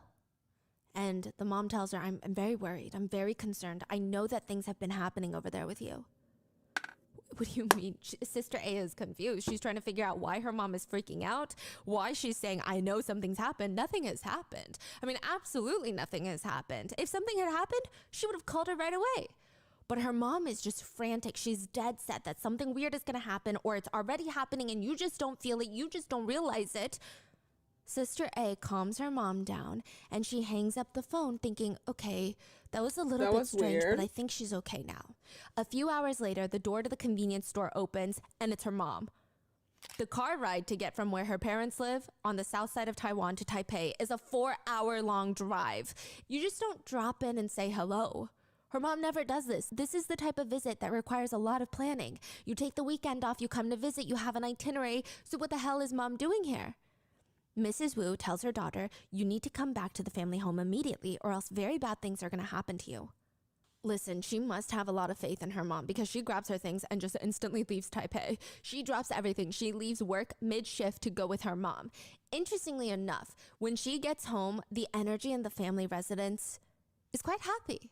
Everybody's happy. I mean, it's been a minute since all of them were gathered, since everybody's busy with work and school. Mr. Wu even cooked up this massive, delicious food table for the kids. No and then feces. during dinner, they start discussing what's been going on.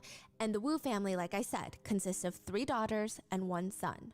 The whole situation started when Sister C comes home from college for winter break, because it's February of 2005. She's normally someone who sleeps well every single night, but ever since she got back to the family home for winter break, she's been having nightmares every single night, and it's always about the third prince. The third prince? Nija? Yes, the third prince, according to mythology, he was born after spending 3 years and 6 months in his mother's womb.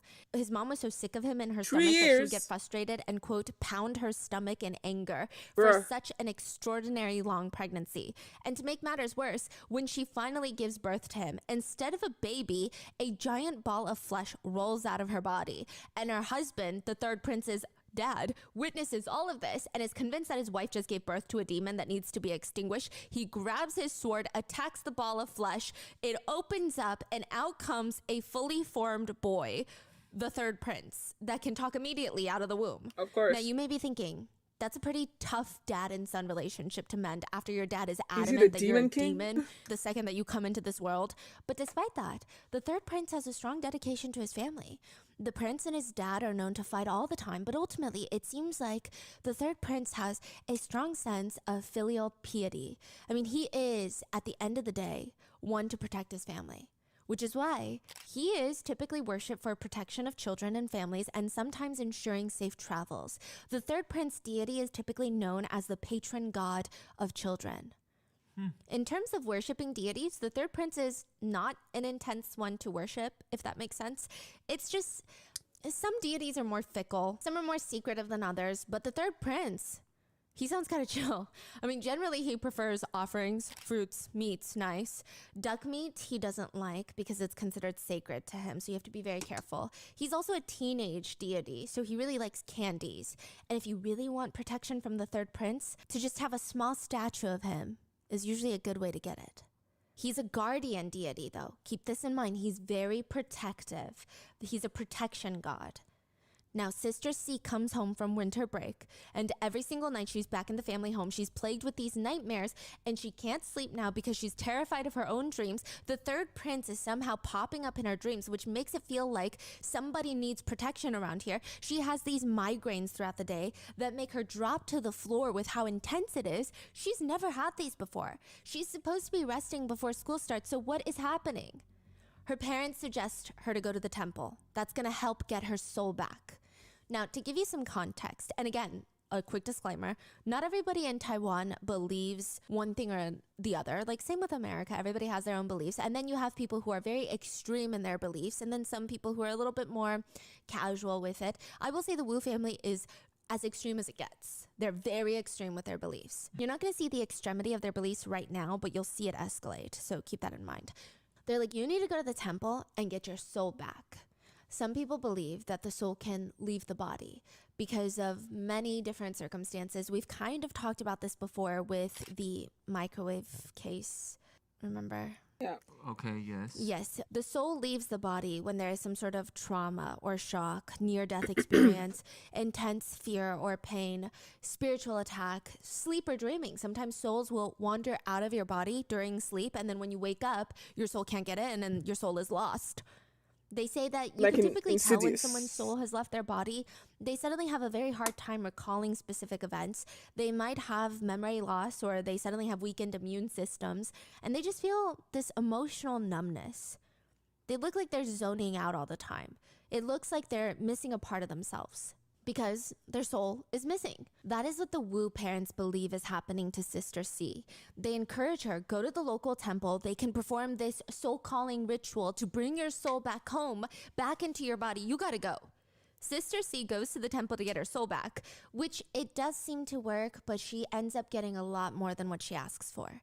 She states to her family that suddenly, out of nowhere, the third prince showed up again, and this time he had a divine message for her. He tells her that Sister A, the eldest sibling, has to come home immediately or else her life is in grave danger. She's the one working alone in Taipei. The family take this information incredibly seriously. If the third prince is saying that, that means he would only be saying that to protect the children of the family. He's a guardian deity after all, which means something might happen to the children.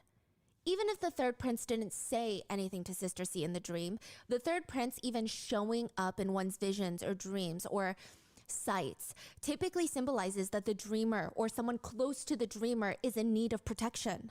Because the third prince, like I said, is almost synonymous with protection. This means something. The next day, after the third prince shows up in Sister C's dreams, the mom goes all the way to Taipei and gets her eldest daughter, brings her back home. Okay.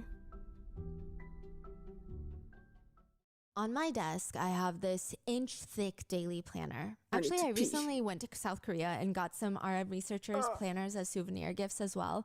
And my husband and everyone around me day to day knows that I'm super big on schedules. And one of the things I've noticed that really slows down my work and productivity is juggling a lot at the same time, switching from task to task. You know when you have all those tabs open in your browser and they get smushed at the top because you have so many and you can't even see what the tabs are?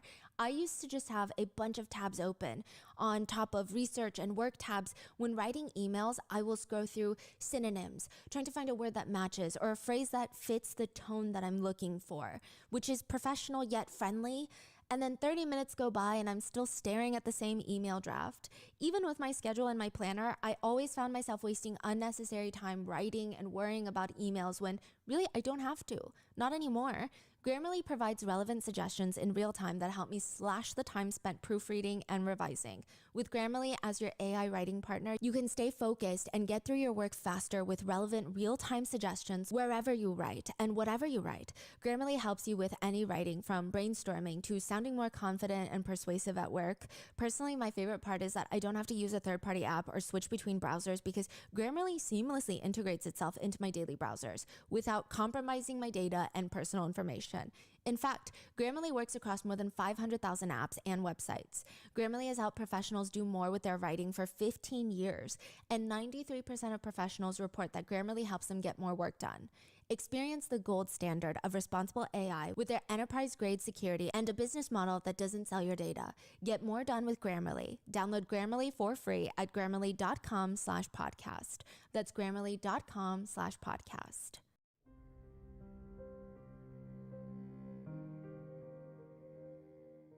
That night, Sister A, she's being told all of this over dinner. She thinks it's strange, but she tries not to think too much into it. She goes to rest, and she comes all the way from Taipei, lays down in bed. She doesn't feel like the energy is that strange. I mean, she's home. She's so familiar with this place. This is where she grew up with everybody that she trusts more than anything. And she drifts into sleep. And hours later, she's awake, drenched in sweat, gasping for air. Her mom slams open the door. She's been screaming all night. She runs in. What's wrong? What's wrong? Tell me what's wrong. Sister A tells her mom that everything little sister said is coming true. There's this nightmare that she just had where she was essayed by a strange man and then ended up killing him, and there was so much blood and everything bad is happening. Her mom drags her out of bed and both of them kneel at the family's at-home altar to start praying. But the next night, it happens again. Another nightmare. Now the eldest sister can't even go to sleep without feeling this intense fear. She won't even sleep during the night. She dozes off here and there during the day, but that's about it. Like, think of it as naps. She hasn't gotten a good night's rest since she got home. Whenever there's a loud noise, she starts freaking out.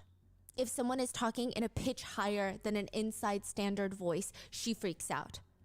Eventually, the eldest daughter, likely out of serious sleep deprivation and feeling mental torment, she starts slapping herself. She starts slapping her own legs, slapping her arms, and the Woos are really alarmed by this.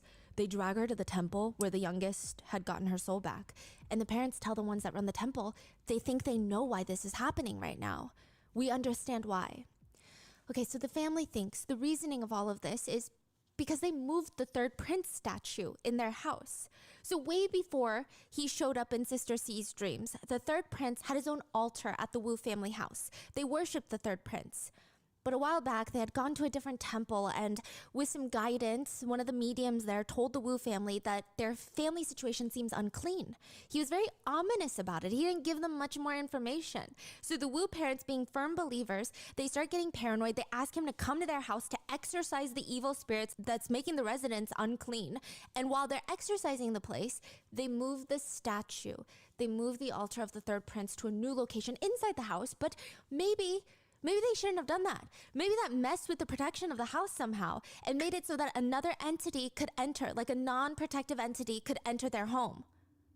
At the temple, the eldest sister was able to be cleansed by the spiritual mediums. And when she comes back home, things are normal again. In fact, after a few days, she's had 0 nightmares, 0 slapping herself on the legs. She's like, maybe I should go back home to Taipei. I mean, we avoided this looming tragedy. Likely it was nothing. We just needed to move the statue back. I should just go home and resume life as normal. That's the best case scenario, yes? As the eldest daughter is spending the last few days with her family, she gets this phone call. It's like a rather brief phone call. Nobody can really even make out who she's talking to or what she's saying. But by the time she hangs up the phone, her boyfriend's she is no dead. longer their daughter. She is no longer Sister A. She turns around and states to the entire Wu family that she is the goddess of mercy. Excuse me? Wait, she hung up the phone? And Yeah. she says she's a goddess? Now, to give you some context, this is good and bad news depending on your own beliefs. If you do not believe in deities being able to possess humans, this is very bad news. If you do believe it, like the Wu family does, then this might be the best deity to be possessed by. The goddess of mercy is often described as the kindest of all deities. She is the mother of compassion and mercy. She's believed to have unconditional love and compassion for all beings, even humans. She's not fickle, where, fickle deities might want more in return or set you up in some aspect. She's not like that. She's known to work tirelessly to save all beings from suffering. So if the goddess of mercy has taken their daughter's body, that means there is a divine message there for them. The Wu parents think, wait, maybe all of this going on is because our daughter is a spiritual medium, and this is the way we find out. A vessel is the spiritual medium between the deities and the humans, the so-called translators between the gods and the mortals. So when mortals, like humans, have questions, they have nowhere to seek answers. They may approach a spiritual medium and request that they ask the deities for the answer. Being a spiritual medium is typically, from my understanding, a job that calls you. You don't call the job. Yeah. The job chooses you. Mm-hmm, People makes will sense. naturally find themselves being able to connect with spirits, and with further guidance or training of sorts, they can be full-fledged spiritual mediums. Mm-hmm. It's not an easy job. One medium describes it as, the first time, your body feels very warm, really hot. The energy is starting to come to your body, starting to surround you, so you feel very, very warm.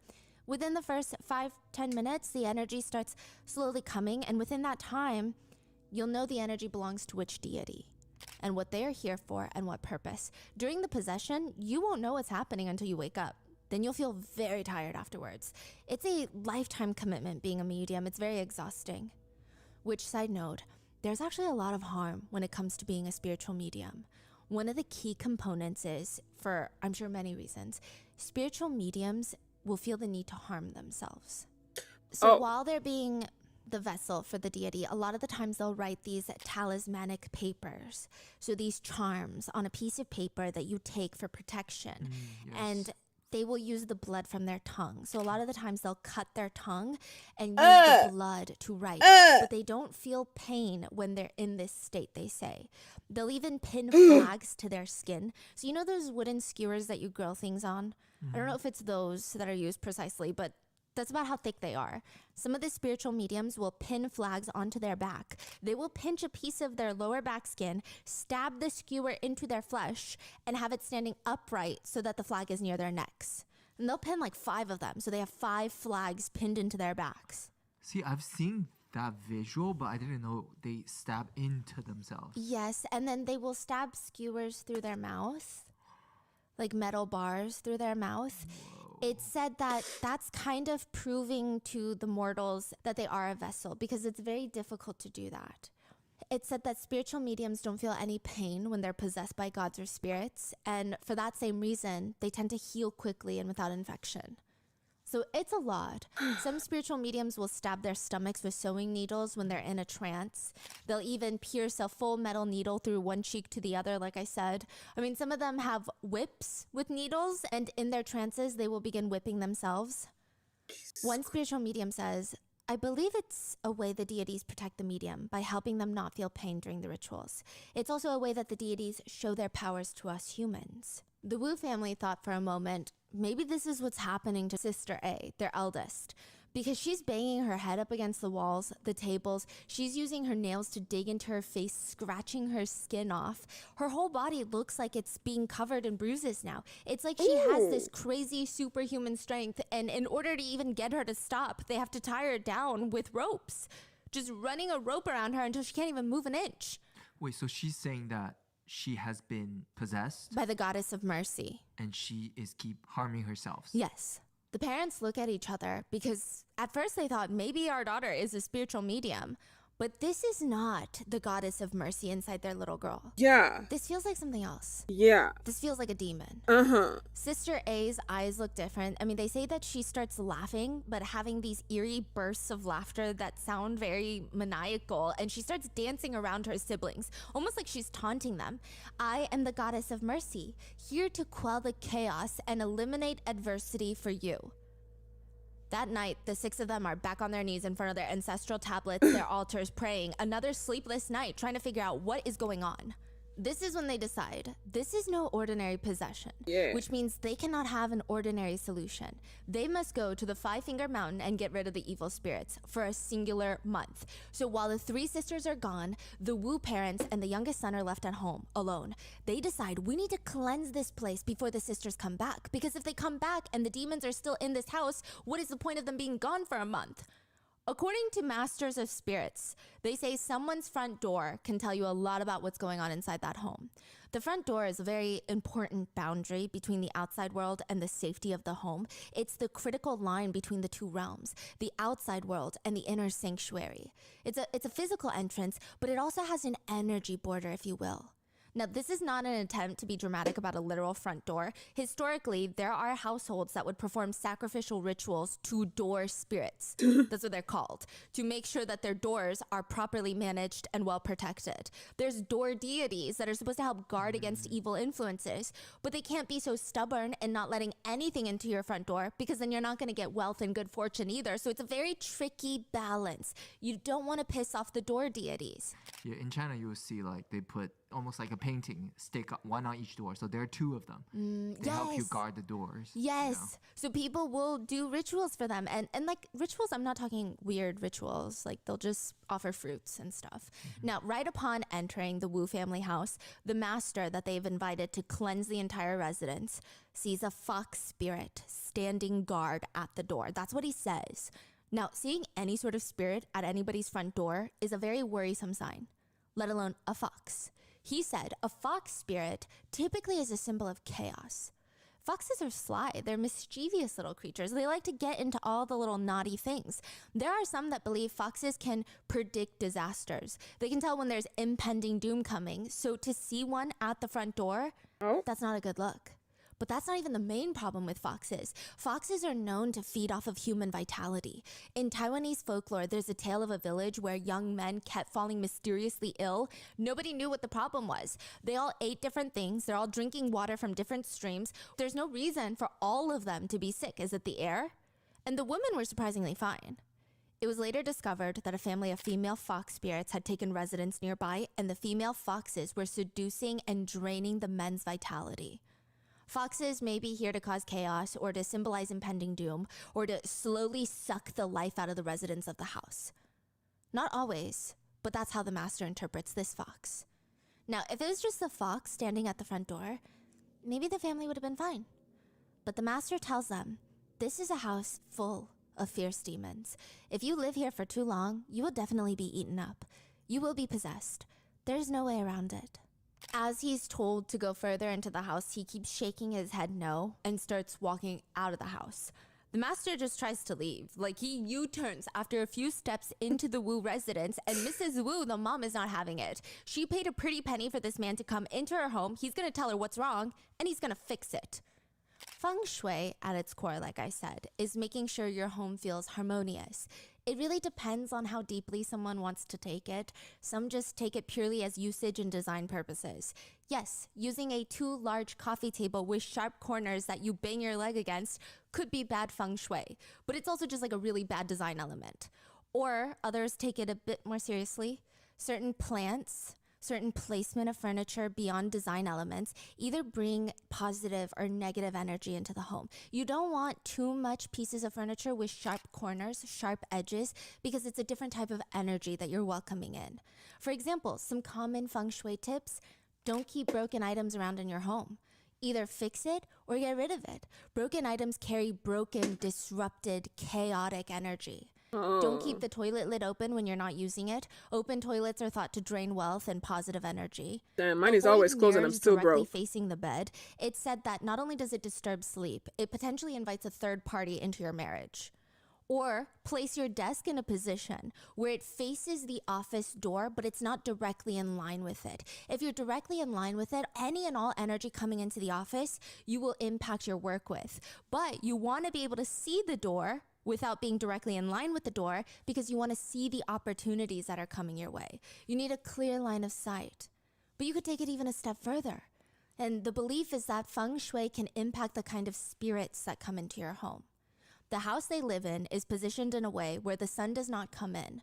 It's very dark, it's lightless. It has an irregular shape, which gives it extremely poor feng shui right off the bat.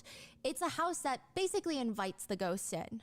But worse than that, there is a road that goes up to the front of their home. They are at what's called a T-junction. They sit on a road, but there's also another road pointing directly towards them. That's a lot of rules. A home that sits on a T-junction, the master states, That's too many rules. Very, very bad. Because the energy is all directed to the house, and the rushing energy can be very harmful. It can bring in quite unstable spirits into the home and create a poison arrow, if you will, where the fast-moving energy is almost attacking the home non-stop. It's relentless. The master tells the family, over time, living in a house with bad feng shui will drain your spirit. And once you're in this vulnerable, weakened state, you can easily be possessed by bad spirits. Every day that the demons have been growing, it's even more dangerous to get rid of them. You have to be very, very proactive. Do you understand? Now, side note, anybody living in a house in a T-junction, don't freak out. I think this has as much power over you as you believe it does. I would say most people that I know believe in feng shui in a rather casual, like they don't really believe spirits will come, but just the flow. Yeah. The flow of your furniture. They honestly treat it more like a design suggestion, so don't freak out. Nothing's going to happen to you. But like I said, this is just an extreme case with people who have very strong extreme beliefs. But conveniently, the master can fix it. For a price. He holds a multi-day exorcism. He states, now the house is cleansed. There will still be upkeep maintenance, of course, but overall, it's good now. The Woos thought, oh, well, now that you say that, I do feel more relaxed. Even our bodies, I feel like the tension is loosened that we've been holding on to. But just to make sure that the house is ready for the sisters to come home, the Wu family, they purchase a lot of the talismanic papers, the charms from the master, as well as joss sticks. Joss sticks are basically incense sticks and are often burned before a shrine. It's believed that if you have a perfumed joss stick to a certain deity, they will be pleased and give you their blessings. And even the number of joss sticks offered is meaningful. 1 stick is for worshipping the deceased. 2 for guardian spirits or for food offerings. 3 is the most common. It represents the core elements. 5 is for worshipping the deities and the elements. 7 sticks is for the sun deity. And the 9 sticks is the most auspicious, they say. It's used for worshipping Buddha's graces or guardian angels. So you burn them at the altar or near the front doors or the windows. And technically, you're supposed to use the joss sticks in a well-ventilated area. But the family decide, why don't we plug up every possible ventilation outlet and burn the joss sticks? Because that would be the ultimate, deepest cleansing. That would be the most condensed scent. And I think the deities would be the happiest. How did we get from there to the feces on the wall? Their house. They're described as exorcism cloths, meaning that they've been blessed and prayed upon, and it's supposed to give the person in need, as well as the property, a spiritual cleansing. It's thought that even touching the cloth can help drive the evil spirits out of you. They fill the entire apartment with the talismanic paper, the fulu, if you will. And they fill it with the joss sticks. They keep burning them. They hang the black clothes outside the window. They have the 8 trigrams posted on their window by their front door. This is when the 3 sisters are at the mountain. Yes. So the father and the parents and the son is doing this at home. Yes. To get them ready to come back. Because there's no point of them being in the mountain if they're just going to get tainted in the house all over again. And it works. A month later, the Wu sisters come back home from the 5-Finger Mountain, and the family of 6 are reunited. Everyone seems to have their lives restored. The disaster is over. Until one night, all 3 sisters lose their minds, and they start chanting incantations, saying they want to return home. This is not home. They need to go to their real home. And this is how everything spirals out of control until 1 ends up dead and 5 end up missing. The movie Incantation is a found footage horror film that people genuinely thought was cursed. Even if you watch this horror movie, you will be cursed. That was the consensus. One online forum post reads, "Is Incantation movie actually safe for me to watch? Can the movie invite actual demonic influence into my home?"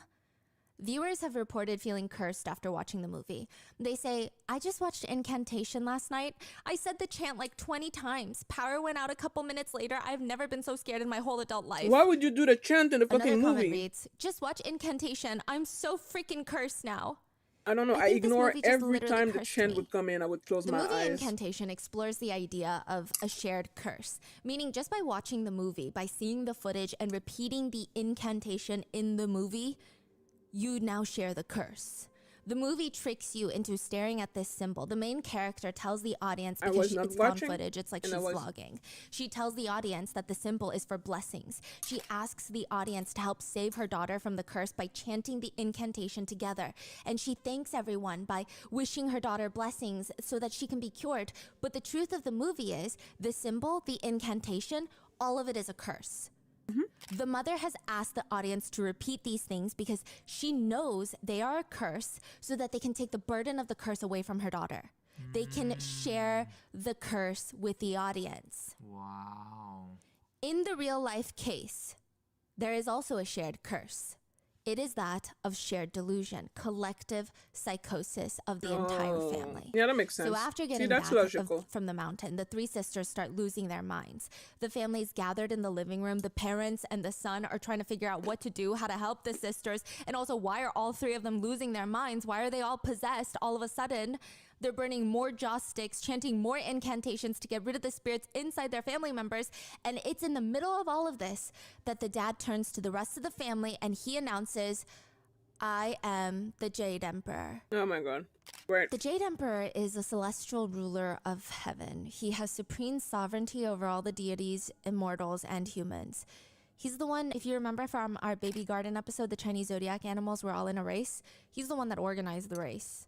He represents the ultimate authority over the universe. He's a deity, and he's known to be quite compassionate and fair and merciful. And now Mr. Wu claims he is the Jade Emperor, which makes Mrs. Wu stand up. I mean, her husband just lost his mind, and so did her 3 daughters, and so has she. She states, "I am Queen Mother of the West, one of the most ancient and powerful goddesses, the Jade Emperor's wife. She has complete control over creation, destruction, death. Most of her days, she sits there in her peaches of immortality. They have a little garden in their palace. She alone can determine the lifespan of every living being." Right. Wow. Which means the dad is now the Jade Emperor. The mom is the Queen Mother of the West, the Emperor's wife. The eldest daughter is still the Goddess of Mercy. The second daughter, Sister B, claims she's the 7th fairy, the youngest daughter of the Jade Emperor and his wife. Okay. Wow. Then we have the 3rd sister, the one that came home from college and started having the nightmares. She claims she is now the 3rd prince, the protector of children, the guardian prince. Leaving just the youngest Wu family son, he looks up at his family members standing there, and he says, "Everyone stop. I am the drunken monk. Oh boy. What? This is another character from mythology, a monk that was unconventional in the fact that he was always drunk, but his heart was always in the right place. Oh, I know. Yes. Okay. 济公 is the name. So they're all good deities from what I can tell. Yeah. The whole family at this point believe that they're all possessed. But what are the odds that all 6 of them are possessed by good deities? Slim to none, that's what they think. They think there must be at least one person in this family that has been possessed by a devil, and that is why everybody else is possessed by a good deity to get rid of that demon. And it's up to them to figure out the fake one. Oh my god. Clue? When the police are called to the Wu residence, the family are not found until 3 days later. So they find the eldest sister A's body, and then the family is found 3 days later in a temple about an hour away from their home. The 5 remaining Wu family members are covered in bruises, as well as the same scars that Sister A had, those circular burn marks. Oh, we're probably made with the Police have incense. so many questions. Sister A is dead. The whole house is smeared in poop. The rest of the family have similar burns to Sister A. What happened in the past 2 months in that house? At this point, the dad refuses to talk to the police. He states he will be haunted by demons by disclosing secrets. He's not taking that risk ever again. The police try to talk to the mom. The mom is sitting curled up in the interrogation room, and the interrogator is trying to ask her where the family has been for the past few days. We had to leave to avoid disaster. Avoid disaster? What disaster? The mother looks up and starts shouting. She seems paranoid. She keeps looking around. If you don't leave, you might be possessed. When confronted with her daughter's death, the mother just kept repeating, "It's not my daughter who died, but the demon who is attached to her." The police are getting frustrated, so they try to think of something different. They bring in the Emperor's Ruler, which is this square wooden stick. It has sacred titles of deities and scriptures carved into the wooden stick. It's supposed to cleanse evil spirits and block them from entering. Do they believe in the Emperor's Ruler? No, the police do not, but it's only when they bring this in that everyone starts opening up and starts sharing what happened in the past 2 months. The past 2 months has been an utter living hell in the Wu residence. Each one of them becomes possessed by a deity. They all come to the same conclusion that there's just no way that every single one of them is possessed by a good deity. So there must be a demon amongst the group, because why else would they be suddenly possessed by powerful gods? They just need to figure out who is the demon. So first they start by sprinkling the floors of the entire apartment with rice grains and salt, because demons don't like that. They believe the salt will purify the evil spirits and neutralize their bad intentions. They start setting up ceremonial arrangements where they place ritual objects, talismans, offering in a specific layout to expel the evil spirits. And each time they pick a new victim. They just go in circles being like, that one is the one with the demon. Neighbors said they would see this through the windows and they would hear it. They would force one of the family members to kneel down, and they would just use their hands like automatic slappers, just slapping their face left and right to beat the demon out of them. Right. They do that to everyone. Yes. Including parents. Yes. And it's not working. So they start taking rice, turning it into sticky rice, mixing it with salt, and smearing it all over each other to get rid of the spirits. Still nothing. Because the indicator is the demon is gone, the rest of the possessions will be gone. But if they're still possessed by these deities, that means the demon is still here in this very living room. They start smearing each other with sticky rice, salt, but nothing. And that's when they start beating each other. They take turns. Every day it's someone else with a broomstick, with mops, walking sticks. They're using the joss sticks to burn holes into each other, like you would burn cigarette marks, but with the joss sticks. It's said that deities prefer cleanliness, even demons. I guess the logic the family comes up with is that if the spirits, all spirits, even the bad ones, hate dirtiness, that means they like cleanliness. Then if you make yourself so dirty, why would a spirit want to be in you or be around you? Why would they possess you if they hate dirtiness that much? That's how they start smearing human excrement all over the walls, as well as on the dinner plates. They splash each other with urine and feces, and when that still does not work, they resort to cleansing the spirits from within, which I guess in that moment in their minds, it makes sense to a degree that they would need to consume the feces and urine. They start fasting. They don't eat any other food. And this is actually showcased in the movie as well, Incantation. They start starving and only feeding themselves feces. The entire family show the authorities all their scars to show the eldest daughter was not the only one injured in this mass exorcism they were trying to hold. But still, it doesn't matter. Clearly, her injuries were the worst that caused her to die. to which the mother has a theory. She explains to the detectives that the demon that possessed her daughter was successfully exorcised. Because of the exorcism, because she was the first to get possessed and had been possessed for so long, her real soul could not return to her body, which led to her death. Right. After 2 months of torture, Sister A, the eldest, had passed. And now talking about it, the family seemed relieved. They finally got the demon that was plaguing the family. I mean, even if it results in the loss of their own daughter, they seem relieved. The police obviously bring in a psychiatrist to evaluate the family one by one. The psychiatrist states that none of them have any sort of mental condition that would set off psychosis. None of them are schizophrenic with hallucinations. Individually, they all seem like completely normal people. Completely normal people is how the psychiatrist phrases it, not me, okay? But it's when they're together for those past few months, what they all partake in, it seems like a shared delusion, collective psychosis. That's the only thing that the psychiatrist could come up with. It is the psychiatrist's belief that they genuinely believe that there was a demon inside of one of them. That is a belief that they shared. Legally speaking, the burns and beating scars were not fatal enough to cause the eldest daughter's death. Her cause of death was multiple organ failure, which was her willingly eating feces paired with her willingly starving herself, which led to her organs shutting down. The prosecutors state that it does not appear that she was forced, trapped, or bound to any of those things. She was beat, but they don't believe that she had no way out. It seems like she was as deep in the delusion as everybody else.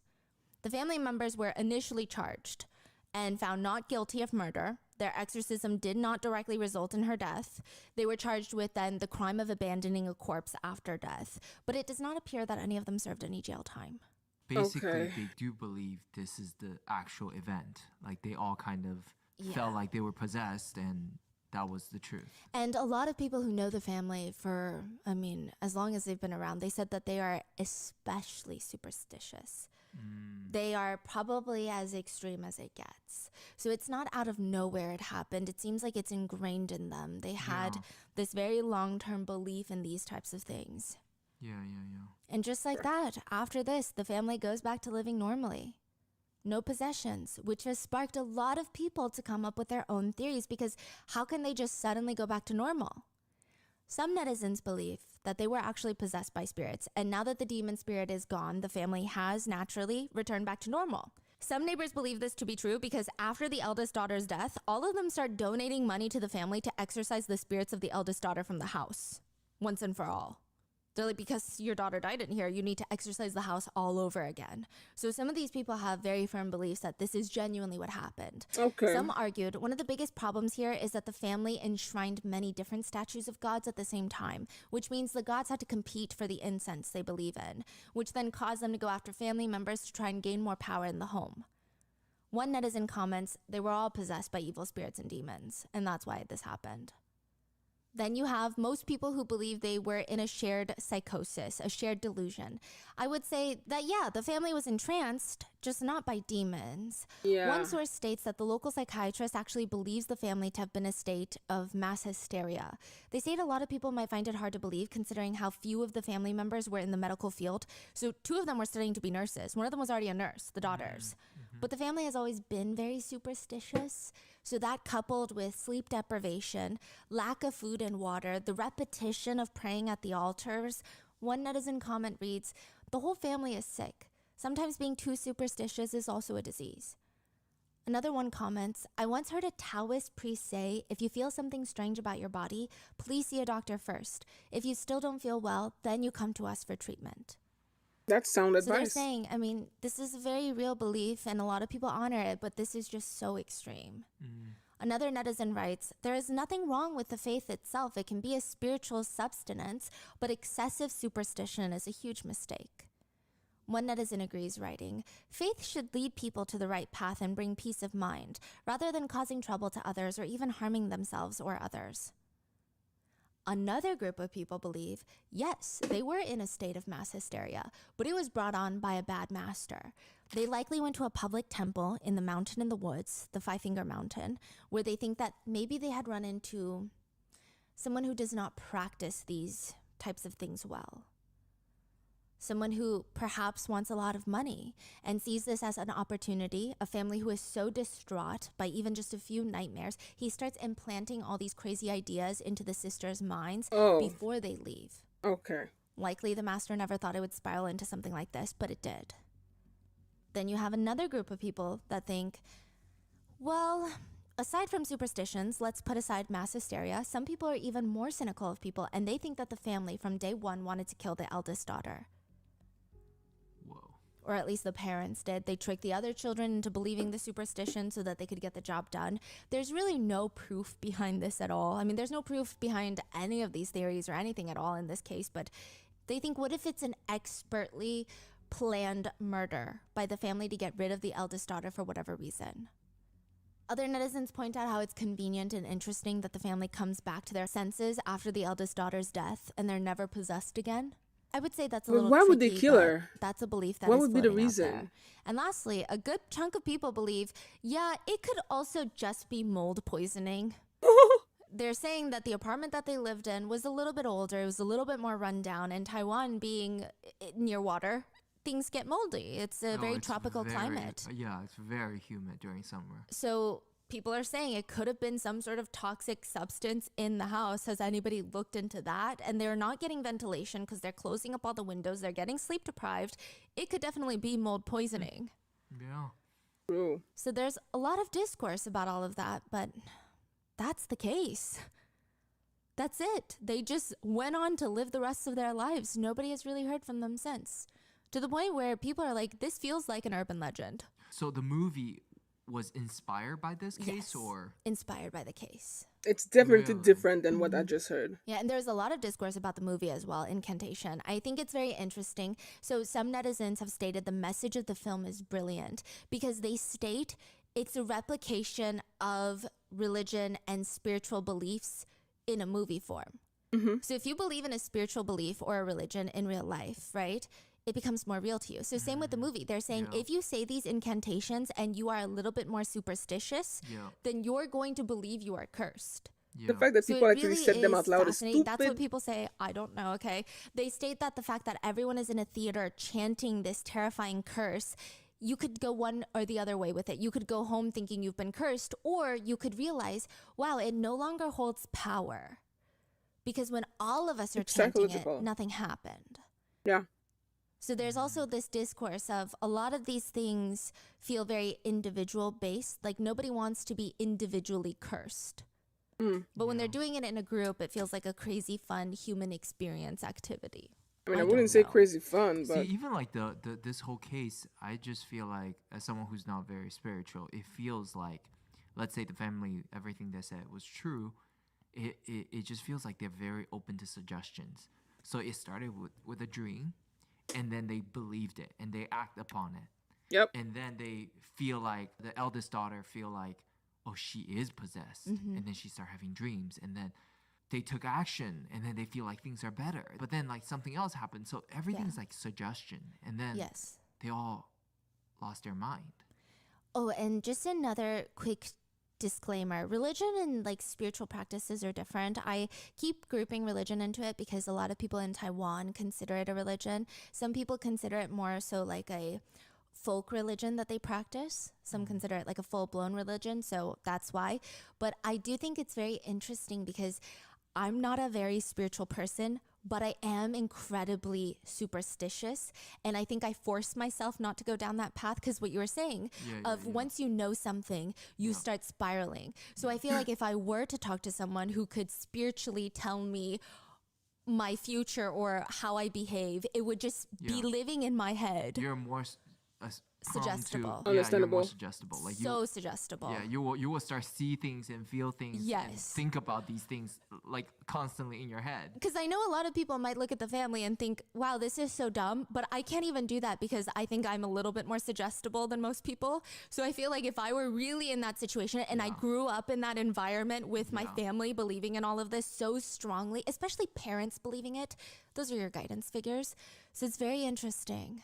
Yeah. okay. Yeah, the director of the movie once stated, when I heard the story of the real case in the news, I realized that I didn't dare to know too much about what happened, and I was surprised at how much the topic scared me. Then I realized that the fears surrounding religious beliefs and taboos are very obscure. It's something we can't shake off. We don't need to convince people that it's real. Rather, we tell them it's fake, but even then it's still scary. Why are we so scared of things we know are fake?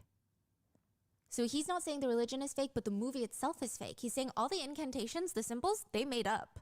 Yeah. Someone just like whipped it out, but people are so scared, even though they're told it's fake, it's fake, it's fake. I wanted to put those elements into a film so that when the audiences watch the film, they feel like they shouldn't continue watching. It's very interesting. What are your thoughts on this case? Let me know in the comments. Please stay safe. You and asked I me will at see you in the feces next on the one. wall and inside their stomach. It's gonna be a no for me. Absolutely fucking not.